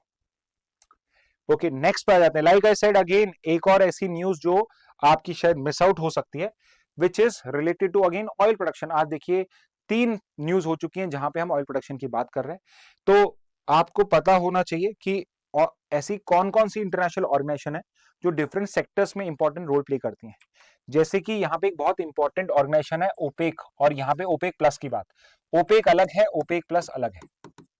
ओके, ओपेक का फुल फॉर्म क्या है? ओपेक का फुल फॉर्म है Organization of Petroleum Exporting Countries, यानी कि इन द नेम में लिखा हुआ है कि पेट्रोल को एक्सपोर्ट करने वाले कंट्रीज का ग्रुप है। तो कहने को तो ये एक कार्टेल ही है कि सबने मिलकर डिसाइड कर लिया, पेट्रोल बेचने वाली कंट्रीज ने, कि हम सब मिलकर डिसाइड करेंगे कि ऑयल की प्राइस क्या होगी। ओके, तो ये जो ऑर्गेनाइजेशन है ये क्रिएट हुई थी 1960 में, बिकॉज इससे पहले क्या था कि जिस भी कंट्री को ऑयल बाय करना था वो इन दोनों जितनी भी कंट्रीज थी उनके पास में जाता था, और जहां पे उसे बेस्ट प्राइस मिलती थी वहां पे बाय करता था। तो सारे कंट्रीज जो प्रोड्यूसिंग कंट्रीज थी वो एक दूसरे से कंपीट करती थी, कम से कम प्राइस कोट करती थी, लेकिन उससे क्या हो रहा था? प्राइसेस बहुत लो हो रही थी और इनको लॉसेस हो रहे थे, इनको फायदा नहीं हो रहा।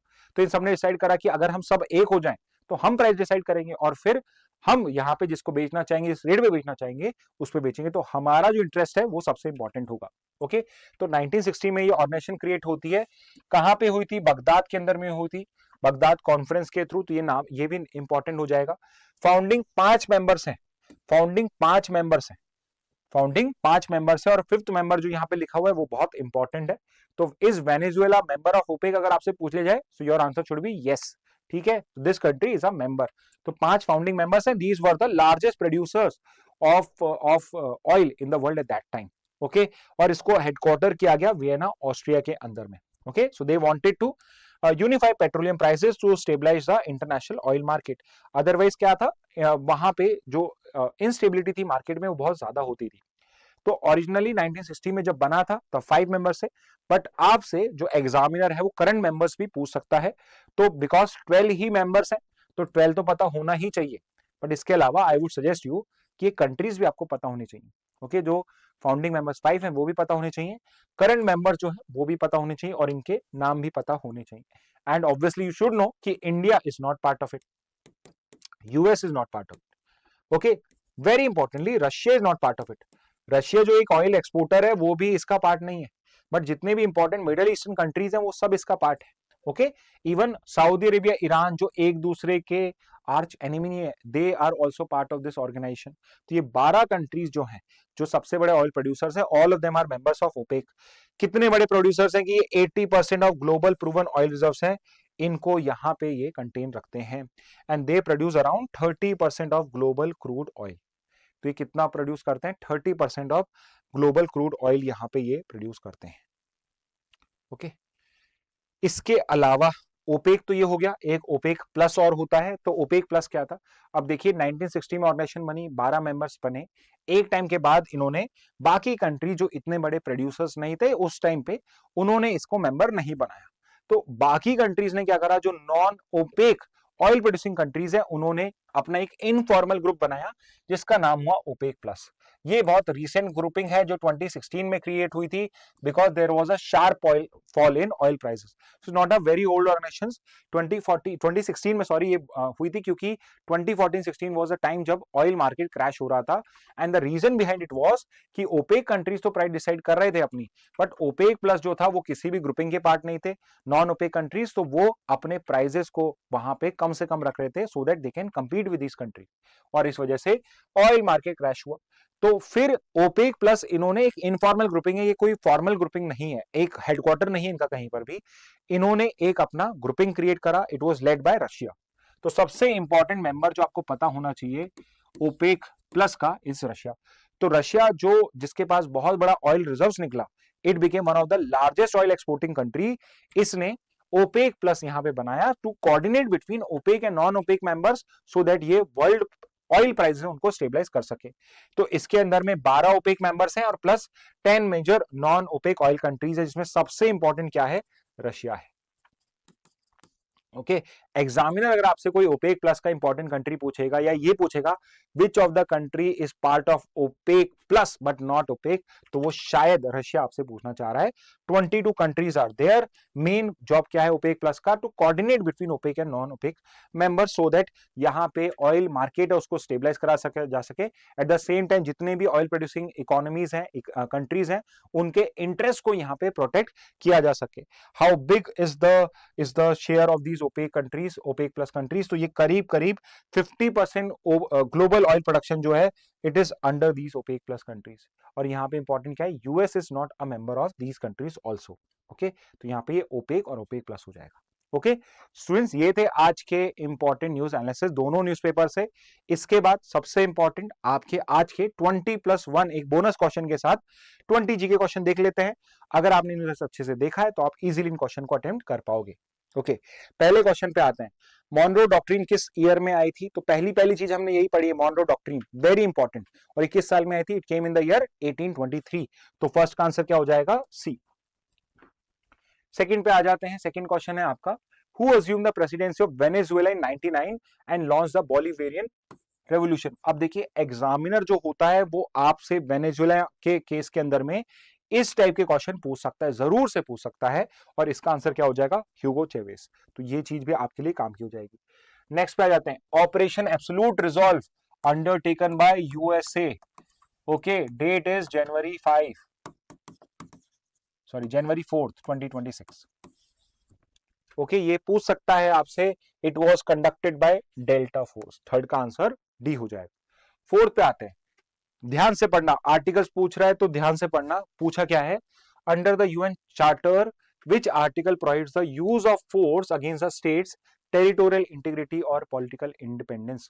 तो यहां पे ये आपसे सेल्फ डिफेंस का आर्टिकल पूछ रहा है, नॉट सेल्फ डिफेंस का, यूज ऑफ फोर्स का आर्टिकल पूछ रहा है, तो वो है आर्टिकल 2 का पार्ट, और स्पेसिफिकली अगर पूछेगा तो आर्टिकल 2 clause 4।